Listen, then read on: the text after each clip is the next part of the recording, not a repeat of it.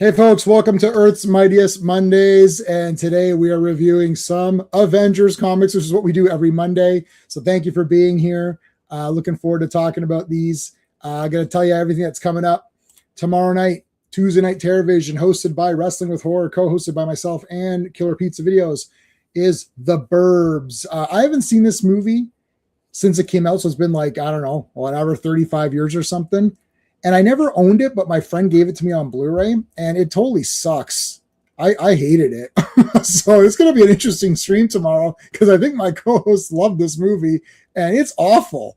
So I'm kind of looking forward to tomorrow night. There might be some punches thrown, but Wednesday is G.I. Joe, and hell yeah, everyone's loving this comic.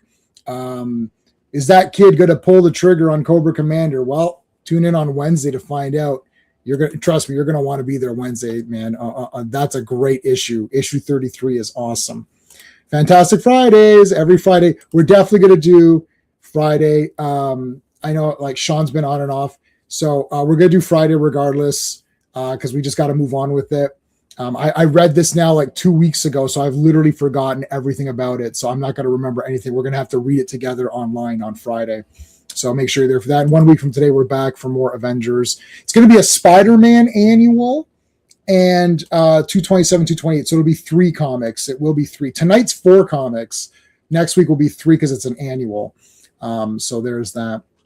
A big shout out to our super friends. Thank you guys. I really appreciate it. As you guys show up in the chat, I will call out your names. If you are a super friend, there is the Super Friends G Drive, which gives you access to a lot of cool comics. So right now, Iron Man is on there.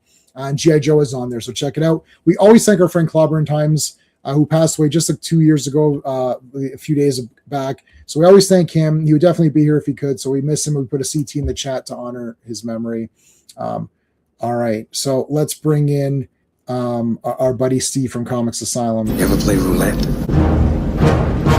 Always bet on black. What's up? What's up? What's going on? I just while we were talking, I did get a text from Sean. So hold on a second. Hey man, I hate coming on your streams and the audience's trust. Oh shit, I shouldn't be reading that out loud. No, he says, yeah, he's sorry he can't make it, but he thinks he's good for the rest of the week. Okay, cool. So he should be he should be okay. Whoops, shouldn't have been reading that out loud. All right, so Classic Comics I think is joining us tonight. Awesome. Hold on a second. He might be running slightly late, so we'll give him a minute or two before we go on. Let's say hello to everybody. Phil was here first with a CT. Thank you. If I can't make the stream tonight, just popped in to give thank you. I appreciate that. Joe Dog, our good friend who's been here every time for us, man. Thanks, Joe Dog. You're a cool guy. Don't let anyone tell you that you're not. And Rogues is here. Thank you with the CT. I appreciate that. Clean up your room. Oh, it's a horror. I put this poster to hide it. I'm trying to get rid of. So you guys all know I have about 4,000 DVDs or Blu-rays, whatever. I'm trying to get rid of 1,000. So I got 2 file boxes full of stuff that's going. It's all most of it's DVDs and generic stuff. So it's literally just generic movies that like I have like Wedding Singer and like I don't need to own that. Like it's like generic stuff. I could easily find that on the high seas if I need to watch it again. We're at a point in time when I was looking at my collection. I was like, I can't watch if I quit my job, quit live streaming, and quit reading comics and started right now with letter A. I can't watch everything I own. So why do I have it there? Like the other day, I was like, oh, what am I going to watch tonight? Maybe I'll watch this. And I ended up watching Highlander Part 1.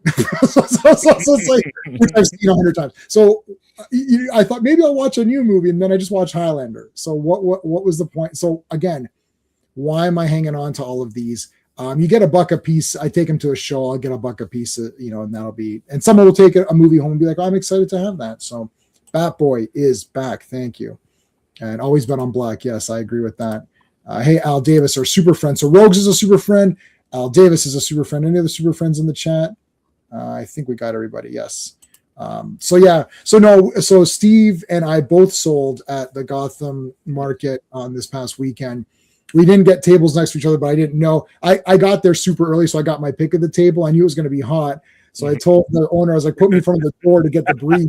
He's like, but then you'll be at the end. I was like, I'll be that. And I made the right decision because it was call, bro. And I already messaged him saying, I need the same spot. So he's already put me down for the same spot next time. I can't take the heat. I need to get out of the kitchen because I cannot take the heat. I hate it. Yeah, it was so hot that at one point, and I was running on fumes anyway. Yeah, because work went late and it was a short turnaround. And I was talking to a customer and I just started to kind of like drift as I was talking. Oh my goodness. And I was like, I think I'm dehydrated or something. Yeah. Because like people were sweating just standing up. It was warm. Yeah, I know. But it was a great event though. It was fun. Yeah, so I saw this. It's been 3 years or not 3 years. It's been 3 shows. The last 2 I've sold out, and I'll sell at the next one. And I'm like fire sale guy, so like the guy next to me hardly sold anything. Yeah. And because he brought prints, he brought like signed prints like Jim Lee, and so I was like, dude, like who's coming here with this? The guy on this side of me had some of the most kick-ass figures. He had those Golden Axe limited edition, like Death Adder, and so it's like it's like each figure was like 200, 250. This is a free event, guys. I was like, that's not that market. That's not the market. And I did say this. I know you're selling your Atrium book and your graphic novel version of that, but even your comic book version, like the comic version versus the graphic novel collected trade or whatever, they look very professional. They look like real comics. That's not an insult to others, because I was walking around with other people who were bringing their comics, and you could you could see I want to say a fake comic. It's not fake. I know what you mean. You know what I'm saying, right? You look at like, I can tell you actually can't tell that your comic isn't like Image or something. Like you might be, oh, is this an Image comic or something? Like it looks like real, maybe that's the real word. Professional. It looks like a professional comic. You know what? I really appreciate the kind words. I will say that's what we strove for. I know. From the beginning. And so we wanted it to look that when it's on the shelf, like if it ever got to, and Carlos, thank you, and you know, Red Nails and Captain Quebec, the stores, I think Wayside has it as well too. When you put it on the shelf, it should look like it belongs. Yeah, it does. With anything else that's out there. So we were kind of striving for, even though it's an indie book, you want it to be in the indie of like Image indie or Dark Horse indie. That's what we're striving for. It definitely looks like Image. It doesn't look like Marvel because everything they do is shit. But it definitely looks like an Image comic, and it looks like official Image. Now I walked around and I saw other people selling, and you could just see like, dude, like that. And the other problem is that when it doesn't feel like it's professional, you don't want to offer up the money. That's the problem. Oh, we got Classic Comics here. Let's bring Classic Comics. Hey, Classic. Mr. Fancy Pants. Well, hello, Mr. Fancy Pants. Hey, Classic. So hey, Classic. How's it going, Steve? We're good. Good to see you. I was confused. I was thinking it was 6:45 instead of 6:15. Oh, a likely story. You just because Sean said Sean's like, I don't want to come onto this stream anymore, it's trash, and you're like, I'm gonna follow suit. You guys try to go against me, try to start a civil war, mutiny on the bounty. Damn it. No, that's cool. I figured it was something like that, so we're just bullshit talking. But no, so Steve and I both sold at a market. We're looking around at some of the comics. So I think if you're going to if you're going to do your own comic, you really have to spend that extra time or money or whatever to make it look as professional as possible. Because a lot of the guys that I saw that were selling their own comics looked like it was their own comics, versus Steve looked like he's selling like an image comic, looks like a real comic, and your trade paperback looks like super official. Even when we were doing our magazines, they didn't look right to me. Like I'm like, this looks like it looks fake to me. Like it looks like I just did this. And the art was awesome. Our artist was kick ass. Yeah. But it's just it's just something's off. I don't know what it is. I don't want to say the name of the person. They weren't next to you, but they were kind of around the bend. I don't want to say the name of it because they were very cool guys, cool people.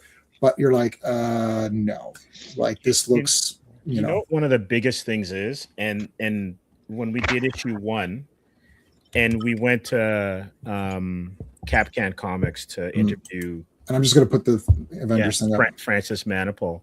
And he and Jason Fabok were looking at the book, and Francis was like, "Oh, he talked about how it felt." Yes, and I think that comic book fans, like if you're really a diehard comic book fan, then especially if you're a certain age, you remember when they smelt a certain way. Remember when you open an old book and it has that smell? Yeah, that newsprint smell. Yeah, that newsprint smell. And then it has to feel a certain way in your fingers as well, too. So if the cover's too hard or the interior pages are too stiff, for me, it takes it away from the experience, the reading experience. So those are things that we try to strive for. And like that guy, what do I have here to show? We'll say this and then we'll move on. But that guy, like, okay, this is DC Connect, right? So this is like a comic kind of, right? Yes. And his thing, so like when you look at this, you could see it's like, but his thing was like this. I'll see if I can show it to you somehow and you'll kind of you'll get an impression. Let me see if I can work this. I'll make myself full screen for a second. So his looked like this. Right. Like, you know what I'm saying? It was so stiff that it didn't shut. And then that's a mark that you're like, oh, you could tell this was printed. Like I bought a few of Rob Liefeld. I bought a few of his comics that were not done through Image. So not non-Youngblood. And the first one he did, and then the second one he did, you could tell he changed because the first one was like really thick and and he got good quality paper, but it didn't bend, it didn't fold in itself properly. And the problem is like, you've got to this is your page. Cause I also work in paper, right? This is your page and it gets full. And the thing is like this scoring, it's like, it doesn't fold and you'll get the warping, you'll get like a bubble or whatever. And I work in corrugated, so like I'll know, like we can tell, like we'll get warped board and stuff like that. You can tell that something's off with the glue, or they didn't have it. It's like it was too much moisture or whatever. Like so you could just tell, and that's the problem. And then you're just like, and the guy wants $10 because he printed it himself. You're like, I mean, it's $10, but this doesn't look like it is So that's the problem. Was that previews? No, it's DC Connect. Yeah, previews. I don't know. No, that was DC Connect. That's DC Connect. Yeah.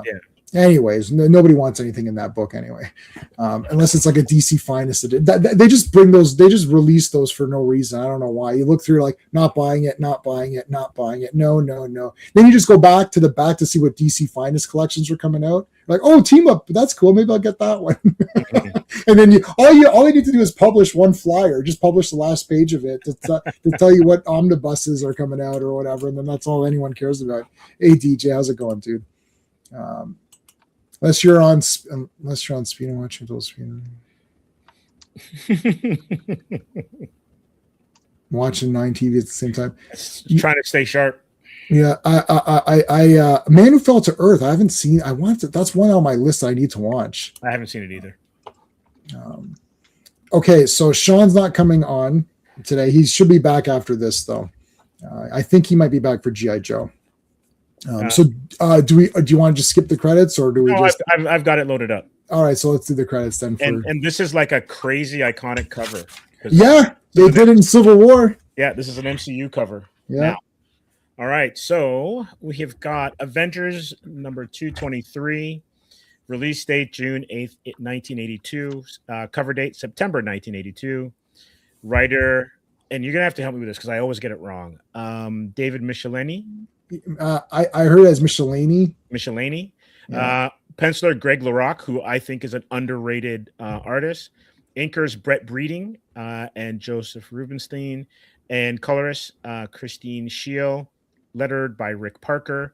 Editors Mark Gruenwald and Michael Carlin. All right. There's Hawkeye going to the big carnival. Now, her name is Marcella. Marcy, basically, you can call her Marcy. So this is the carnival. He knows this chick. She's invited him, but there's a secret message saying help. So he saw that and he's like, F you, I'm not doing that. And no, of course, he's Hawkeye. He's going to come and help, whatever. Hold on, I gotta sneeze. One sec. Gesundheit in advance. While you're doing that, God damn. Whew. Brett Breeding, I agree with you, Rogues. Brett Breeding is Great great. artist. Yeah, he's got a style that's a bit like Bob Layton, where it's like it's very smooth and he does metal really well. I keep seeing all of Bob Layton's. I'm gonna have to get one of his commissions one time because he's done like they're all so good. Oh yeah, Bob. Yeah, and he's a great guy. He's a really cool guy. Yeah, he's like actually like his commissions are good. I've seen some other ones are like, eh. All right, so he tried to come in and then these two thugs start beating the crap out of him. Now he could easily beat them up, but they pull out this weird ray gun or something on him. Mm-hmm. What the hell is all that? So he's like, okay, guys, it's all good. I'll just I'll talk to you later. So I mean, he's gonna come back or whatever, right? So he goes and gets his Hawkeye outfit on in the back here. Now here's Scott Lang. Yep. And Casey. Yeah, Casey. Mm-hmm. So the little girl Casey is my favorite MCU character. I think it's Cassie. Cassie, sorry, not Casey. Yeah. Cassie. She's my favorite. Well, so she's not that. Obviously, she's not really my favorite because I don't know her name. But Cassie is my favorite MCU character. She was like the best character in Ant-Man, and then she went from being the best character to my absolute. Well, she's one of my worst characters in MCU after that Ant-Man Quantumania horrendous nightmare of a movie. And we just watched Infinity War, so we're making our way through the MCU and we're crossing off. So Thor Ragnarok got booted from the rewatch list. Man, Infinity War. I know it's not the comic, but goddamn, man, that movie is awesome. Like, there's like not 1 second that sucked. Like when they all meet up and like they're talking to each other and all the jokes, most of the jokes landed for me. I love all the interactions. Like I think like having the big, like I love where Shuri is trying to fix up the Vision and like or whatever, reprogram them or whatever. And then they're like, okay, Wanda's like, shit, I better get down into that fight. And she comes down and lifts all that shit. And then was it Okoye? It was just like, it's like, what the hell? Why is she? It's like, why has she been up there this entire time? She was up there this whole time? Yeah, so that was awesome. That was the funniest slide. I was like, what the hell's going on? Like, get her in the action, man. That was awesome. It's like, get this man a shield. Yeah, there's a lot of characters minus the Hulk had like a moment. And I think Thor, that was Thor's awesome highlight.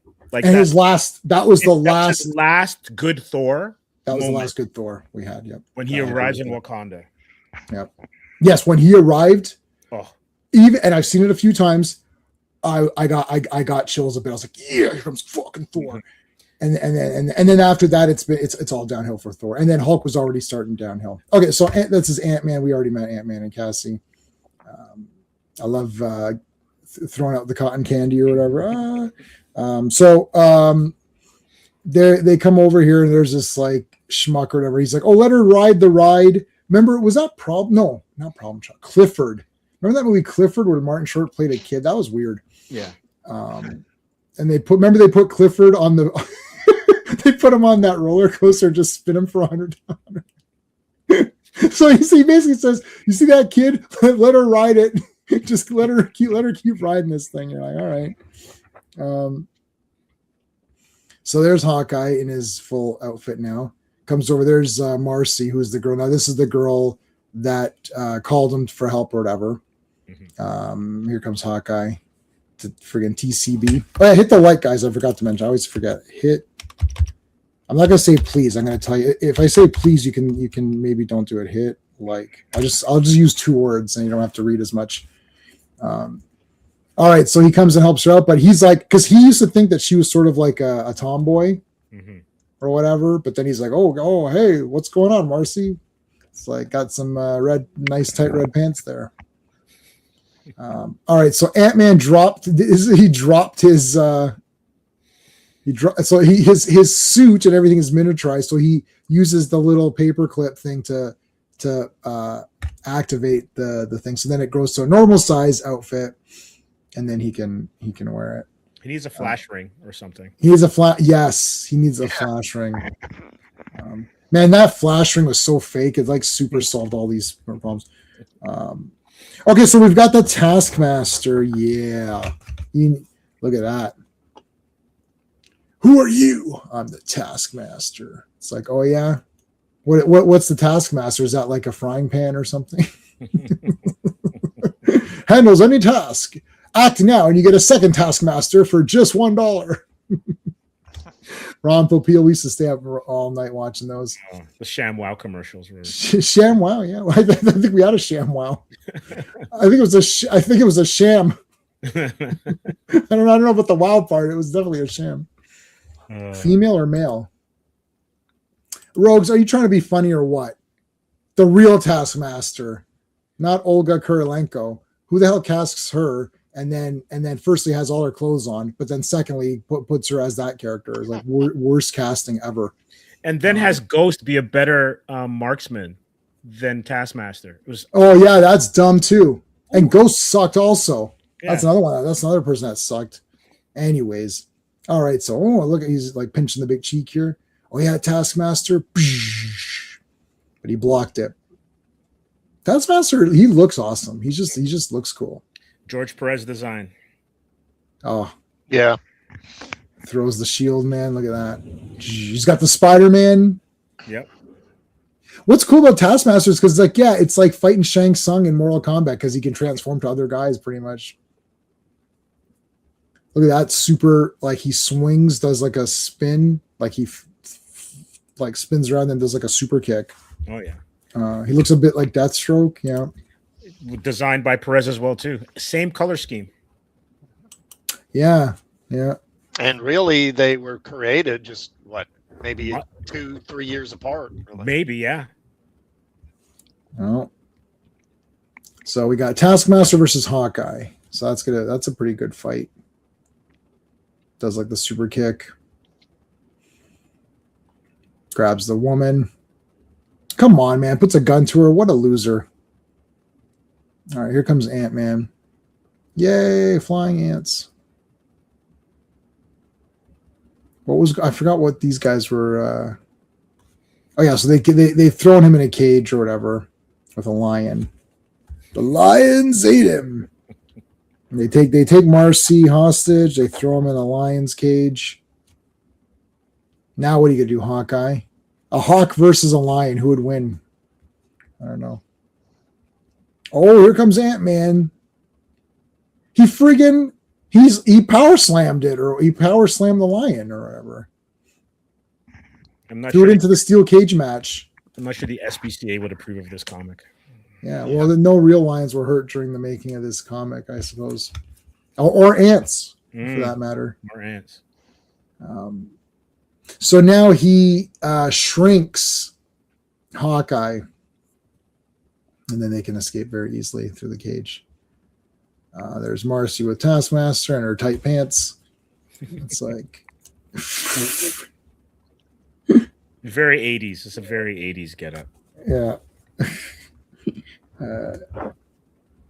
Explosive. Okay, so yeah, so they're shooting the arrows at him. I mean, Taskmaster, because he has all of the different abilities, you could just basically write whatever you want. And then if you need to change him ever, the next appearance, you could just say, "Oh, I learned X, Y, and Z character," right? So whoever appears, you can kind of mimic their thing. Hey, Mohammed, how's it going, dude? What's up? All right, so here comes all the ants and everything. What the hell? He's bending his ear. Learned that from his grandmother. Oh, she nailed him in the back of the head. Boom. Well, he's dead. Sorry. Yeah. Like Taskmaster's like, I'm out of here. It's like, get the hell out of here. All right, now I got two guys on him. There's the cannon. Now they're throwing that thing in the cannon. They're explosives. So there's going to be explosives. That dummy or whatever actually has explosives. So the explosives are going in the cannon. I got to save all those guys. Wait a second. Keep going. Something just popped in my head here. This is kind of hilarious. It's Skeletor, basically. Yeah. All right. I guess you're right. Let's go. So this is the old: do you go after Taskmaster, or do you stop the cannon from shooting out the explosives? Now there is two of them, but it's sort of suggested that the cannon's a two-man job. So you gotta let Taskmaster go. So the Master of Tasks escapes once again. So there goes there goes the explosives. And now here we've got the famous shooting Ant-Man, which is pretty cool. And it actually was the correct Ant-Man in the Civil War movie too. It wasn't even Hank Pym. It was actually the Scott Lang Ant-Man. So there he goes flying. So like, oh yeah, hold on a second. Yeah, so like now Ant-Man can try to like deactivate the thing or whatever. And of course he does. There's a big explosion. He's dead. Ant-Man's dead. He exploded. He's never coming back. Oh wait, there he is. So he was okay. But Taskmaster's gone. There's the rest of the Avengers. Where were you guys? I don't know. We were having shawarma or whatever. And then it's like, oh yeah, Cassie. It's like, remember Cat? Remember your kid? Yeah. Not exactly the best father. No. Well, she's pretty happy about it. Mm-hmm. Well, she did get the roller coaster for what, like almost an hour? Was that Hawkeye's nipple? What the hell? Where are we? I don't see how it could be if he's in full thing. If he's in full regalia. I don't know where. No, he's saying this. Oh. Okay, Al, you got me. Amazing Spider-Man issue 51, yes. FF 92, yes. Kingpin, the pin of kings, yes. Yeah, I got it, Al. What is Yellow Jacket going to do about it? Oh my God, I don't think Yellow Jacket's going to do nothing. Yellow Jacket didn't even do nothing. Who is the new man in the Wasp's life? I don't know. Does anyone know who the new man in Wasp's life is? Could be anybody. Could be She-Hulk even. I don't know. Could be anybody. I'm just looking at the other characters in this. There are so many names being dropped. Like it's just name dropped like crazy. So it should be an interesting read. Mm-hmm. All right. 224. Do you want to do the credits for that one? Avengers 224. Release date July 6th, 1982. Cover date October 1982. Cover art by Brett Breeding. It's written by Jim Shooter and Alan Zelenetz. And I'd have never heard of Alan Zelenetz. So first time for me. Mark Bright, another decent artist. Brett Breeding, Jack Abel, and Sal Trapani are the inkers.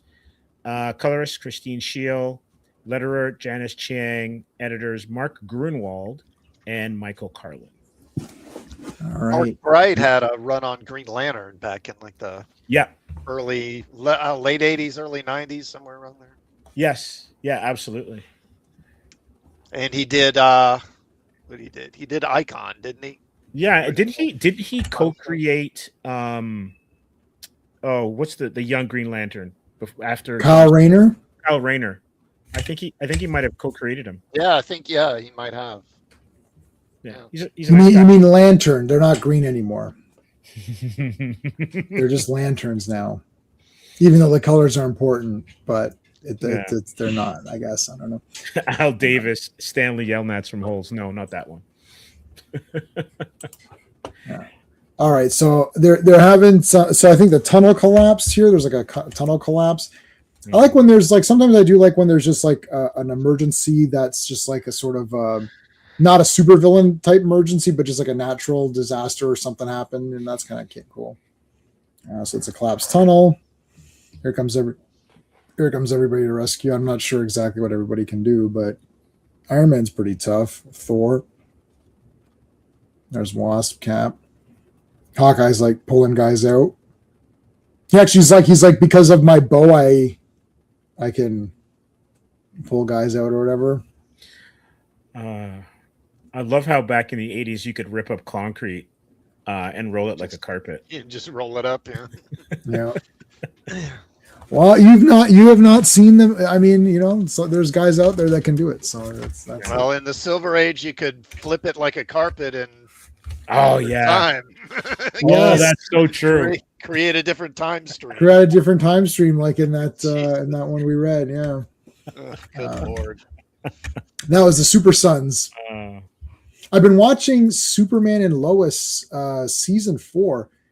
And I did a little just quickly because I don't want to like spend my afternoon doing math, but I did a little bit of math on it and I came to the conclusion, I think it was like it's 392 times better than James Gunn's garbage movie. So I didn't do the math fully. I didn't do the full calculations, but roughly about 392 times better because no one looks down on Superman. They all like him and he does get killed by Doomsday and then comes back or whatever. But but everyone misses him and they're like, Superman's the only person who could save us. And without him, we're doomed. And it's like, oh, so everyone at least likes Superman and respects him. And he's not a punk ass bitch. So, hey, it's already just by that, it's already better. You're right. I'm right. Of course I'm right. I can stop reading the comment. How are they so close to get there so fast? Can shawarma be eaten for breakfast? Of course, I love shawarma. I can eat that anytime. Wraps on rice, on can't have it on fries. It's too much carbs. Come on, we got the DCU with Gunn. Yeah. It's we got the DC poo. Oh, okay. Hey, Quagner, how's it going? Quagner is one of our super friends. So I didn't know that. Thanks for bringing that up. Yeah, I didn't know that either. Oh, so that means I've got a lot of Conan and Call comics in the trades. Now that's a comic that was just begging to be a movie. Yeah, Alien Legion. Yeah, totally. I've never seen that or read it or anything. I don't know. Alien Legion, like it's not Legion of Superheroes. No. Alien Legion. It's basically the French Foreign Legion in space with aliens. Mm-hmm. Oh man, this looks awesome. Yeah, it was part of their Epic Comics line. Yes. Oh yeah. How long did that run? It didn't run very long. It seems like. I'm not sure. Well, I got Wikipedia. Was it a couple of years? So it was. There's 38 issues. So okay, so 3 years. That's like 3 years ish. That's pretty good. Yeah. But actually, Wikipedia says it was from 1984 to 1990. Yeah, so it feels like it kind of spread them out. Like Epic had some starts and stops along the way. I see. Well, I remember Dreadstar for the first few years. It was bi-monthly. Yeah. So maybe Alien Legion was like that too for a while. It was just coming out every other month, possibly. Right. Mm-hmm. Yeah, you're taking away my comic card. I never said I knew everything. Okay. I'm learning. As a kid, I remember I'm a movie guy. I'm a movie guy a bit more. As a kid, I just read whatever. I didn't think too much about who wrote it or who drew it. I just read it and I liked it or I didn't like it, and then I just moved on with my day. That's why I'm like a generic fan. It's like I like Spider-Man, Hulk, Batman, Superman, Wonder Woman, and Captain America, I guess. Those are like whatever was on TV, all those live action shows and the cartoons, like that's all I really cared about. It's later on I got more into, like Daredevil to me was that guy in the black outfit who looked wrong in that Hulk movie. In the Hulk show? I was like, hey, that looks like a fake Daredevil. And then everyone was like, yeah, that was like a super fake Daredevil. Why is he all in black? That's horrendously stupid and garbage. And that's the fake Daredevil. Anyone who likes that is a complete idiot. And then you fast forward today. Oh man, the black suit Daredevil's the best. It's like, is it though? Because it wasn't that cool when that was out. It's like everyone's like such a. That's why. Connor Mina Jr. and Frank Miller made it cool. Yeah, right. Yeah, but I don't want to get into this like fake fake reaction now. It's like, okay, now you're excited about that. We weren't before. So, anyways. Question before you go ahead. Mm-hmm. Is this the first time She-Hulk's not in her ripped clothing? Yeah, so she showed up in this like great outfit. This is like a pretty good She-Hulk outfit. Yeah, she had it in the last issue. The ripped yeah, shirt. I think this is maybe the first time she's in like a costume uniform or something. Mm-hmm. Tony thinks Wasp is cute. That's that may or may not be foreshadowing or spoiling what the cover was asking, which is who's her new boyfriend. So there's the big news cameras. Hey, how's it going? Yay! Now they all care about Jan. No one cares about the other. Okay, this is fake. I know she's like the rich hottie, but like there's no way people aren't pumped up for Thor and Iron Man. Like, give me a break. Hey, Jocka, how's it going, dude? But it's also because Hank's on trial, so it's kind of like Inside Edition type stuff. Yeah, that's true. It's old school TMZ. Inside Edition, yeah. Oh my god. All right. Okay, so back at home here, and I like Scott Lang in this. He's like, why is Yellow Jacket rotting away in jail while I'm sitting here trying to figure out what's on Netflix? And how did I know Netflix was going to be a thing? So he's like, I've got to go do something. He's like, I'm not one of the Avengers. I'm actually going to do something. It's like, okay. So he's like, he goes over and he's like, hey, Yellow Jacket, what's up? It's like, hey, what are you doing here? He's like, I'm here to bust you free, man. Let's get out of here. And he's like, no, I want to do it by the book. All right. I don't want you to just come in and rescue me. So Hank's like, no, I don't want you to break me out of jail or anything. I want to, do this on my own. So then Scott's like, okay, fine. I'm going to leave then. So he didn't try that hard, but okay. He tried hard for a page. It's like, so he takes off. Kevin from Sin City alert. I don't know. Tony in the chat. Tony, who's Tony? All right. So here comes Tony Stark, and he's like, there's his all of his people that work for him, making him his food and whatever. And they're like, oh, there's going to be some party tonight. Do you want to go to this party? And he's like, no, this party is terrible. It's lame. They're like, yeah, but Janet Van Dyne's going to be there. So it's like, oh, okay, well, maybe I'll be there too. Maybe I'll just happen to show up. So they're bringing him his non-alcoholic or non-alcoholic beverage. It's like, why not? I'll go. So there's the big headquarters for the party. I tried to hit mute, but that didn't happen. So you get my coughing. So there's everybody whispering and talking. Oh my gosh! So there's Janet. Now Janet doesn't know. So you know what? I don't know how. I thought she was there for some reason, or maybe I just. Oh, that episode, that issue. That's right. Yeah, so she wasn't there, so she doesn't know. She knows Donald Blake is Thor, though. Yes. Right. And she knows Cap is Steve Rogers also. Mm-hmm. Yes. But she doesn't know Iron Man yet. Yeah.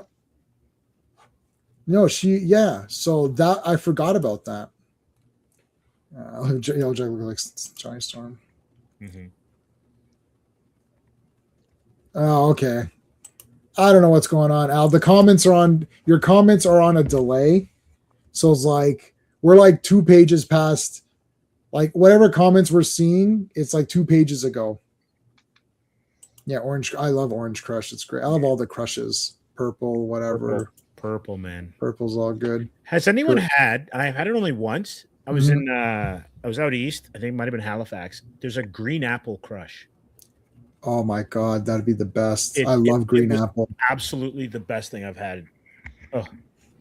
I used to get like bubble tea. Because there's a bubble tea across the street. I'd get it every day, and they knew me. And I would get taro. I don't know if you guys like taro. Taro bubble tea is yummy, and green apple. Those are or matcha. Those are the good. Right. And then actually, you ever had ube?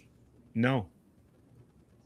Classic. Have you ever heard of something? It's ube. No, I don't think so. Okay. Gotta send myself a reminder. We're seeing Supergirl, right? Yeah, I'm not going by myself to see Supergirl. Steve's coming.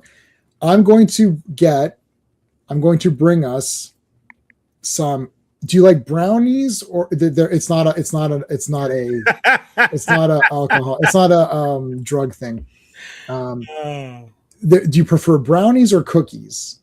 I think the brownies might. I'm fine either way. Okay. I'm probably more of a cookie guy, unless they're what is it, white chocolate brownies or something? No. They're ube cookies or ube brownies, but they're it's just a formation of how they form it. I'll bring the brownies. Okay. If you don't like it, I'll be very shocked, but it's possible. It's purple, and it's they opened up for 1 second. My mouth is watering so much. They opened up. I'm literally like Pavlov's dogs or whatever. They opened up a small thing in Square One Mall, which is expensive. It was a pop-up shop. I was like, "Oh, this looks good." I was like, "Oh, purple food. This looks really cool." So I had one, and then my wife had one. We're like, "Is this literally the greatest thing that you've ever taken?" I was like, "I think," and we're both like, "I think it is." We got ice cream, cookies, like every version of whatever they had there. And they're like, "Oh, are you going to be here for a couple of months?" 2 years later, they're still because because people are like, "This is crazy. This is the greatest thing ever." So I'm going to get it for us. I'm going to have to put my reminder on to go grab us. Oh, it's purple, right? It's purple. Because I think there's like these popsicles. They're like, you get them in grocery stores, but they're kind of like almost like European ones, and they have like a purple one as well too, the purple flavor. Okay. That's almost like a yogurt, and it's not like grape, and it's on fire. So if it's like that, I'm in. Okay. So I'm not. We'll have to see. Can you bring? Yeah, I mean, I saw somebody bring cake. I saw someone bring. Do you guys have Deep and Delicious cake? Do they have that in the States, Steve? Oh, McCain's? I don't think they have Deep and Delicious down there. Okay, so there's a McCain's Deep and Delicious cake. They brought the whole goddamn cake to the theater and had. I am not joking. They had cutlery. Birthday party? They had cutlery and plates. Well, you kind of have to because you can't. You can't just. My grandfather and I. We just cut it in half and eat right out of the thing. And I'll scrape. Absolutely. Bring that. That's amazing. We will scrape that packaging. That's amazing. We get a vanilla one. My grandfather and I would sit across from each other and just scoop it in our mouths. It was the best. That's awesome. My grandfather was the best person who ever lived. Now I know my thing says I'm the smartest, which is true, but he was the best. Anything I wanted, he got it, and we had the best times going out. I would go with my grandparents out all the time, and they'd buy me anything I wanted. Nice. I was like, "I want this. You got it." Drive me around to places. I want Mego Superman. We drove to like 7 locations to find Mego Superman. He's like, "Let's go to the next one." Anyways, all right, that's enough. So great memory. Thank you. Flirting over mustaches of all things. Yeah, that wouldn't happen anymore. I think the goatee works better in the modern. Yeah. In the modern time. All right, so they had a good night out, and whoa, what's going on over here? They're getting some smooching going on here. Woohoo! Where's my?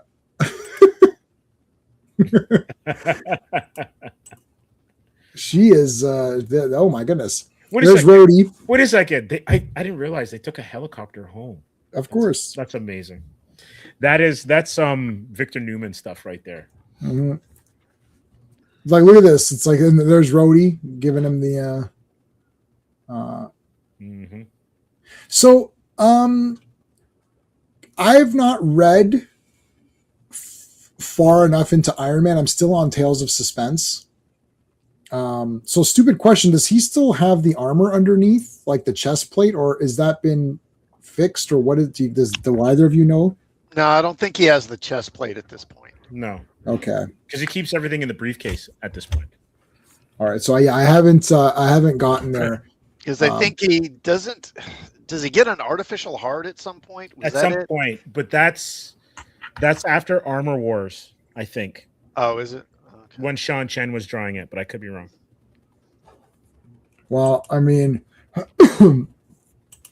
I'm going to almost I except for those couple of issues which I'll have to spend some extra money for.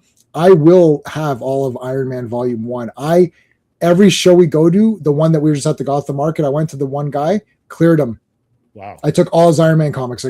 He's got none. And then the guy's like, wow, he goes, I guess you're an Iron Man fan. I was like, yeah. I said, I was like, it was nice to meet you, but unfortunately you're dead to me because you have no more Iron Man comics and I collect nothing else. So you're dead to me. I'm like, well, that was nice to meet you. I was like, it was nice. So I always say that to people and they actually laugh. They're a bit older, but they did laugh at that. Did anyone watch UFC? No, I didn't watch it. No, I didn't watch it. I don't think that was free. That wasn't a free card in Canada. So I won't pay.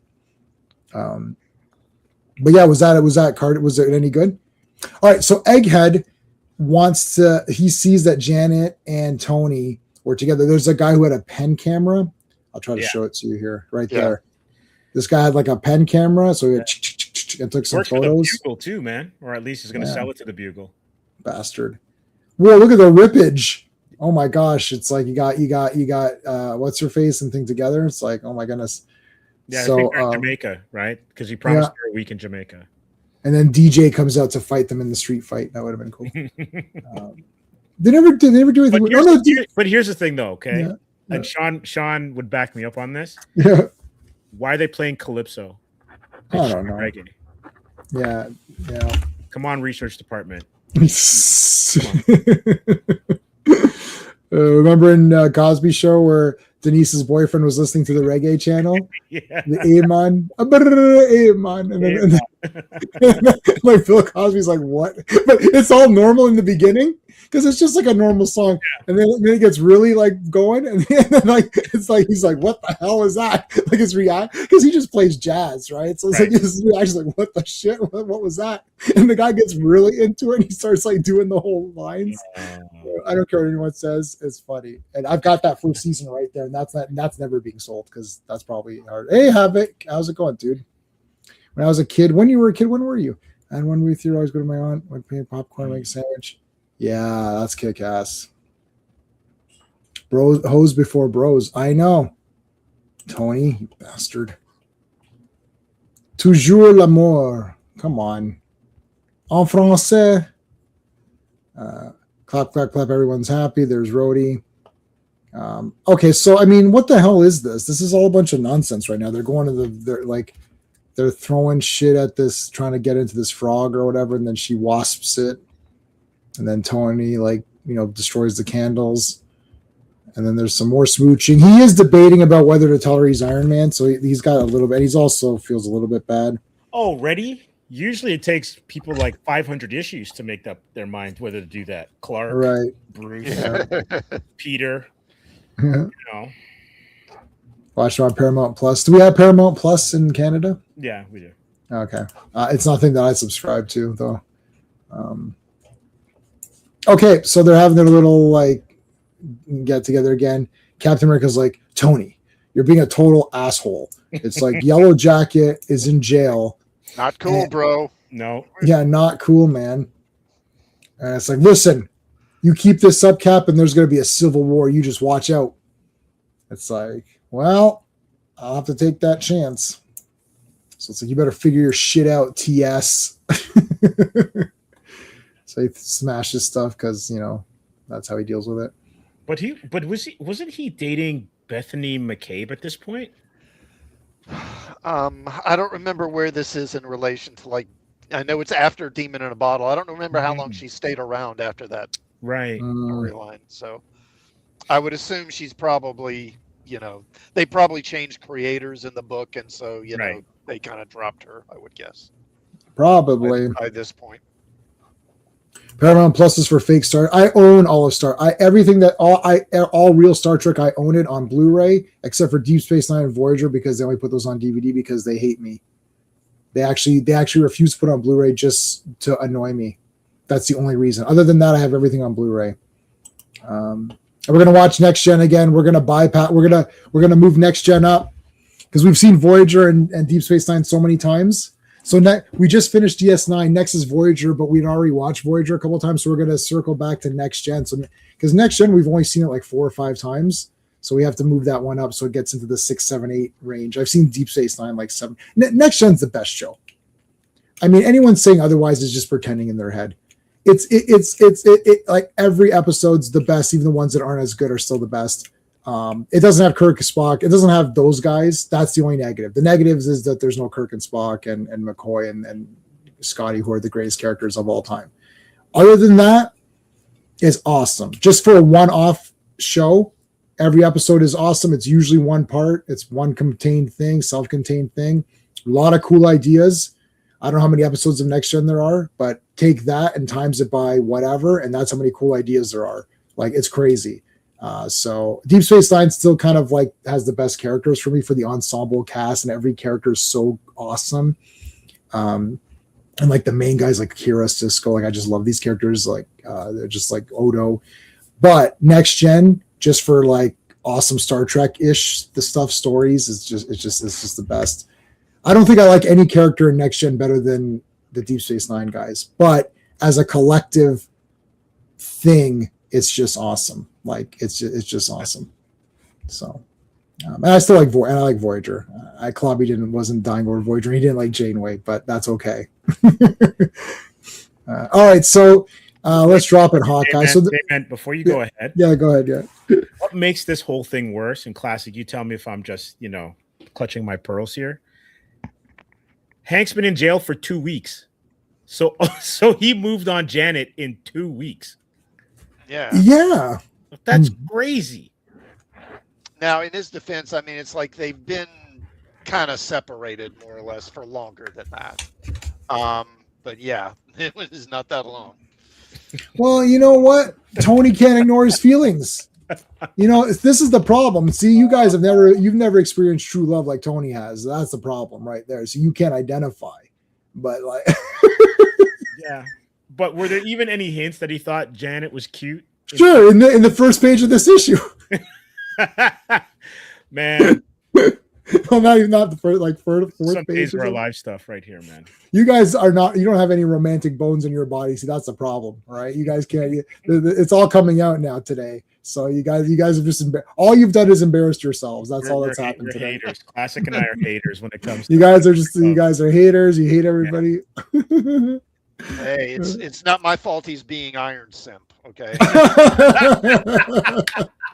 He's gonna have a new Iron Simp armor or whatever. It'll be like pink. It'll be pink or something. Here's a question: is there a reason why they put her back in this OG costume for the color? I think they. What was the reason? Well, she kept tearing up. She didn't want to. Janet bought her clothes, but then they were designer outfits or something. She didn't want to. Not Jen. Jan.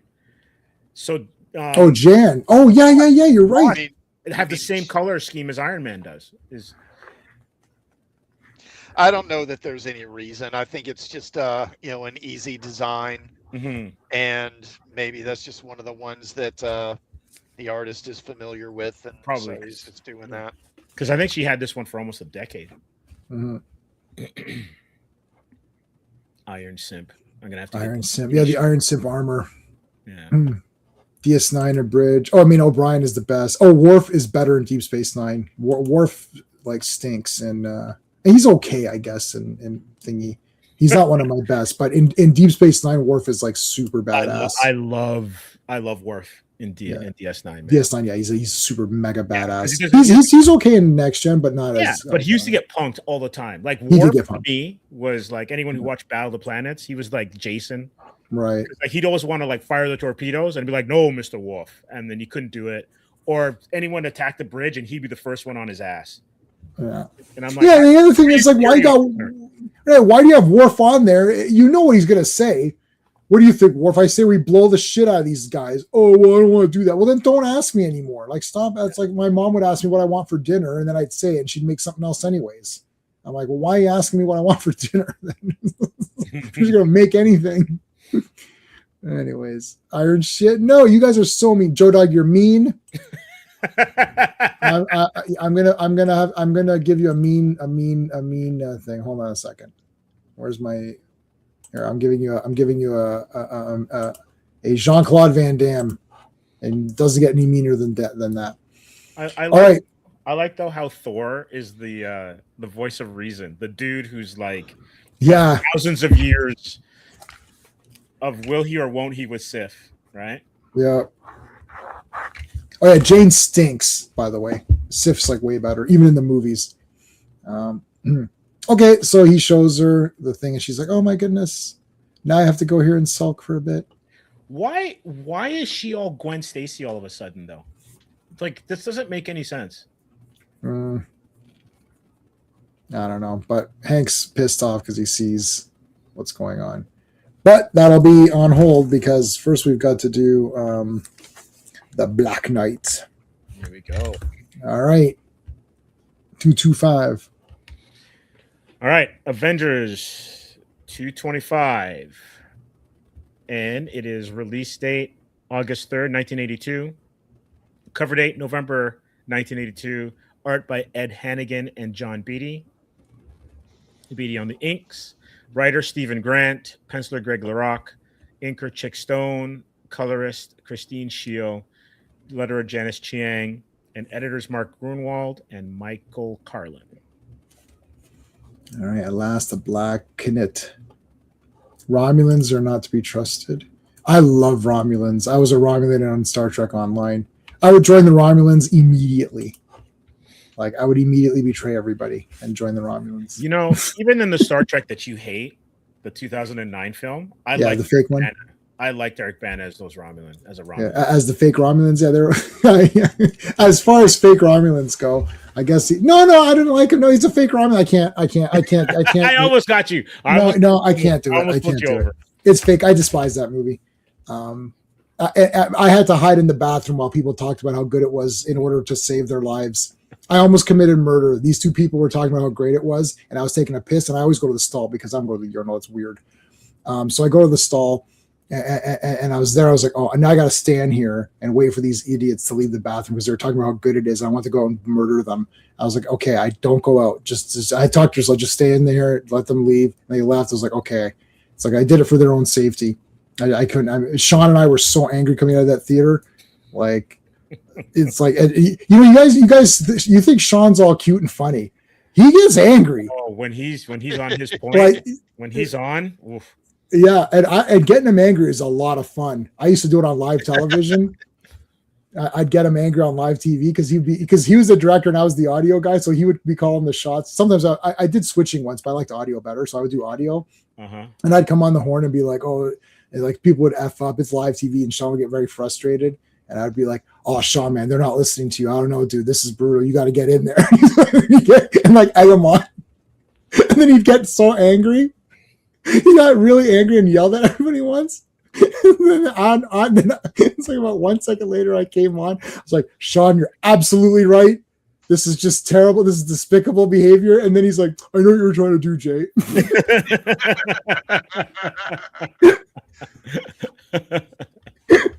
You can ask him, buddy. Remember this and ask him on Friday or Wednesday. Ask him. I won't say anything. You just say, Sean, what happened at Rogers when you were angry at the crew at this one thing?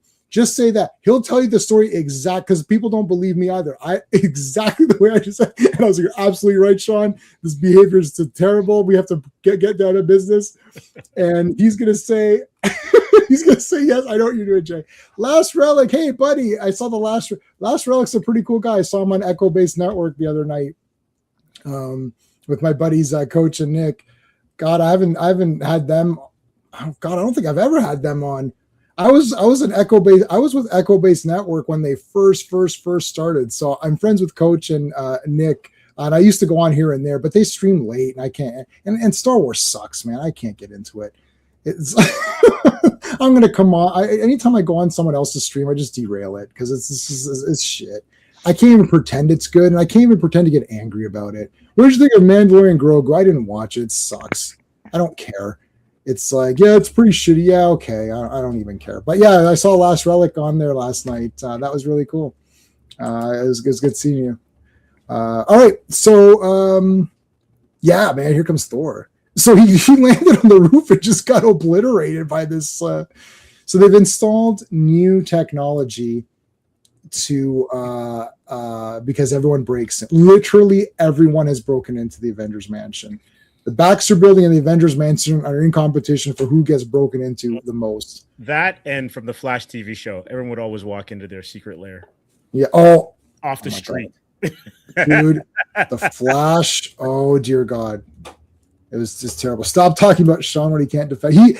Even when Sean's not here, he's defending himself. Trust me. Mm-hmm. All right, so Thor busts out. That's a cool panel break-in for you. That stuff. They're awesome. Star Wars is trash. Yeah, that is true. Well, that's why they branched out. That's why they branched out. I was with them when Star Wars was still somewhat decent. All right, so they come down and they get rid of all that stuff. So let me see here what's going on here. So Thor is stuck. We said that. Oh yeah, so here we go. It's a two-parter. Is this a two-parter tonight? This is a two-parter, I think. I believe it is. Yeah. It's a two-parter. So we're going to cover both tonight. We'll do two. We'll do these two tonight. Here's Dr. Druid. Not Professor Druid. Someone said Professor and he got very upset. It's Dr. Druid. I am Dr. Druid. Okay. So Avengers assemble. And he's like, oh yeah, but I've got green eyes and gritted teeth. Now what are you going to do? And they're like, shit, I don't think we're going to do anything. So he's releasing this stuff. I don't know what's going on. I don't know this character, this Dr. Druid. Is this first appearance of this guy, or is he in other comics? No, he's been around for a while. Yeah, he's appeared before, but he's a pretty obscure character at this point. He will join the Avengers down the line, though. He does become a member later on. Oh my God, really? That's cool. Or not. We'll find out when we get to those issues. So he puts them, he puts a lot of dust on them, and then he literally inhales them. Now he couldn't get Iron Man because of comics, but it was some weird reason, it's like he's grounded or something with armor. I don't remember specifically, but as I recall, in Celtic myths, iron can it's harmful to magical creatures or to supernatural creatures, something like that. Okay. And I suspect that because it's steel, so it's got iron in it, that his magic, Dr. Druid's magic, won't work on it or something like that, I think. That is really cool. Okay. What is I want to check something. Oh yeah, and while we're doing this, let me throw some links up into the chat here for you guys. I want to make sure I get that in there. So thank you all for being here. We appreciate it. We're streaming this on multiple platforms at the same time. So I'm going to put some links up. So make sure you subscribe to me, of course, duh. But also Sean isn't here, but he is still doing content. So make sure you subscribe to Sean. And check out Comics Asylum, of course. Thumbs up, all that YouTube nonsense we got to do. Make sure you subscribe to Classic Comics, and I'll even give you I'm subscribed to The Last Relic. Give this guy The Last. Oops, I'll say. Why is this not typing? Last Relic. Give Last Relic a subscription as well. I've subbed to him as well. I haven't seen too many of his videos, so if I see something that's stupid, then I'll let him know. And if you see something that's stupid that I wouldn't agree with, then make sure you tell him that J-Man does not approve of that video. But other than that, he seems like he's a cool guy, so subscribe to him also. Maybe Sean's going to be here maybe Wednesday, but probably Friday, if not Wednesday. Before you move ahead, I've got some Dr. Druid facts, which cool. blow me away. So first appeared as Dr. Droom, Droom, in Amazing Adventures #1 in June of 61. Oh. Created by Lee and Kirby. Made his official debut under the name Dr. Druid years later in Weird Wonder Tales 19, which was in December of 76, which was just a reprint of that issue. But he's the first Silver Age hero, predating even Doctor Strange by 2 years. Oh my God. Wow. I didn't know that. I didn't know that either. That's crazy. And so Dr. Droom holds the distinction of being Marvel's first recurring Silver Age hero. Huh. And he was then changed to Dr. Druid in the 70s, obviously to avoid confusion with Victor Von Doom. Wow. Okay. That's crazy. I did not know that. Today years old. Yeah. That's awesome. Mm-hmm. All right, greetings, Avengers. This is Grem. What's this guy's name? Gremlin or something? No, no, Amerilin or something. Okay, I'll get it in a minute. Amergen or something. Yeah, Gremlin. So they're on Avalon, and the Black Knight's here. And remember, he's a statue. You guys remember that from our previous streams? And if you don't, I'm telling you now. So they went back in time, as the song goes. It's like, hey guys, it's the Black Knight. What's going on, dude? Well, remember when all this crazy shit happened? Yeah, you guys all turned orange or something. That was weird. You guys all ate too many carrots. It's like, no, dumbass. We're just depicting it that way. Yeah, and then she turned purple. It's like, no. So his body is stone. So if you go back to their time period, like the normal time period, he's a stone statue. But in this time, he's normal. So he gave a bit of an origin there. So now his body was destroyed, I think, though, wasn't it? Didn't it get destroyed? Yes. It got destroyed in an earlier issue. And then that way that's why he can't come back, because that body was destroyed, but we'll figure that out later tonight. Okay, so these guys are called the Fomor. They're from the dark side or something. They're like basically monsters. Yeah, they're basically, these are characters all out of Celtic mythology. Okay, cool. So yeah, they're pretty neat. And then this guy's Amergen, I think. I tried to write everyone's names down so I can figure out who everybody is. So here's all the big dark side shit. Everything's like beat up and destroyed. And then you've got Baylor. No. Yeah, Baylor's the monster. Sorry. This is the wife of Baylor. And goddamn, look how ugly that wife is. Who would marry her? So that, that means that means the husband's even uglier than that. So she's like, you got to free my husband, Baylor. He'll like super destroy everybody. And this guy is Elathan. Elathan. Is that? Yeah. So it's like, and then there's Bree. Did you just say Bree? Is the S silent? So you got Elathan, Bree, Baylor, wife of Baylor, Amergen, Black Knight. That's all. And then these guys are the Fomor. So there you go. Heading out. Okay. Thanks, Jock. I'll see you, man. Hey, Skeptic, what's going on, dude? Haven't seen you in a while. We've been good. Yeah, haven't seen you. Everything good? We're gonna go see that garbage Supergirl movie. So we'll I'll tell you, it's gonna be garbage. I'll tell you how garbage it is. So and they've re-edited it again, so now it's about 3 minutes long. They keep making it shorter, so by the time it comes out, it'll be a 60-minute short film. I mean, it was like 2 hours and something. They cut it down to 150. They chopped that much? They chopped 25 minutes off or something. What? Yeah, I heard that. How's that even possible? Yeah, there's a guy, there's that Mr. H. I don't know if he's the British guy. I watch his Doctor Who's commentaries or his stuff on Doctor Who, but I happened to catch, he said something about Supergirl's been cut or something. And he's like 25 minutes. That's crazy. That's a lot of story. That just shows that it's probably really bloated.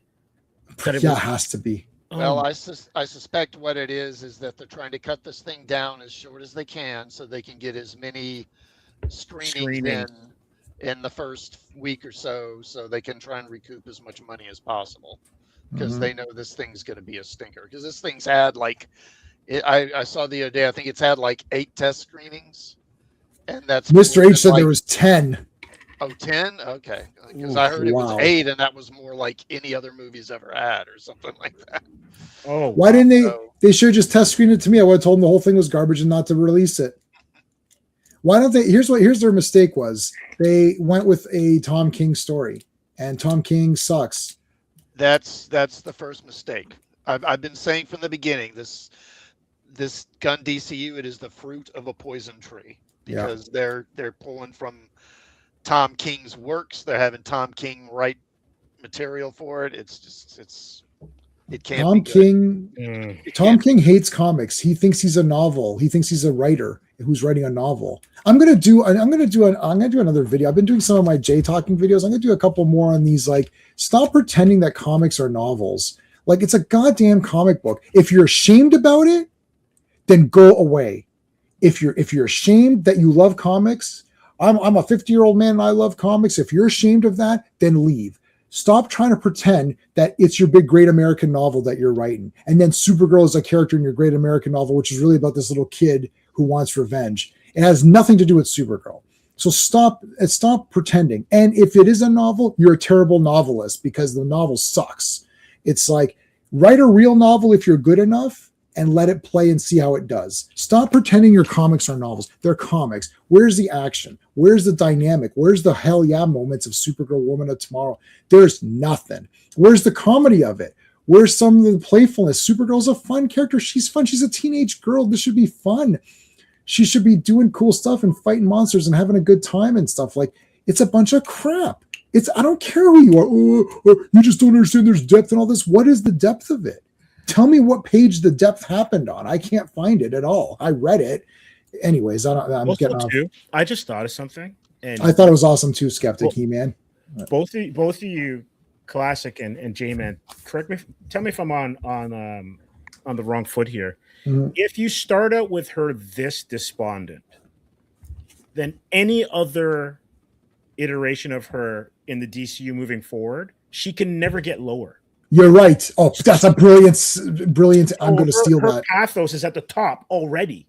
Oh my God. Yeah. Good point, buddy. Wow. I might steal that and say I came up with it. It's yours. It's yours. That's genius. No, I won't. No, now because you allowed me, I can't do it because now it's too weird. That's like the devil's trick. If you sacrifice your soul or whatever, then I can't. Then that nullifies the whole thing. Yeah. Homie, don't play that. So yeah, no. Oh my God, buddy, that is brilliant. Yeah, right. You started her so low that she now cannot, because if the next movie she's low again.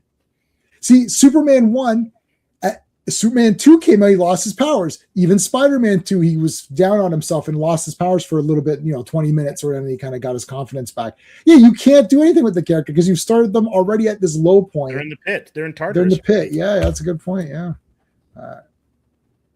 I read the Supergirl you like, and it was really cute. I like the new Supergirl comic because it's cute and silly. And there's like, she was dating a boyfriend who had pink kryptonite and was making it love her and stuff. It's like, right, because it's silly stupidness. That's what Silver Age Supergirl, this current comic of Supergirl is Silver Age Supergirl.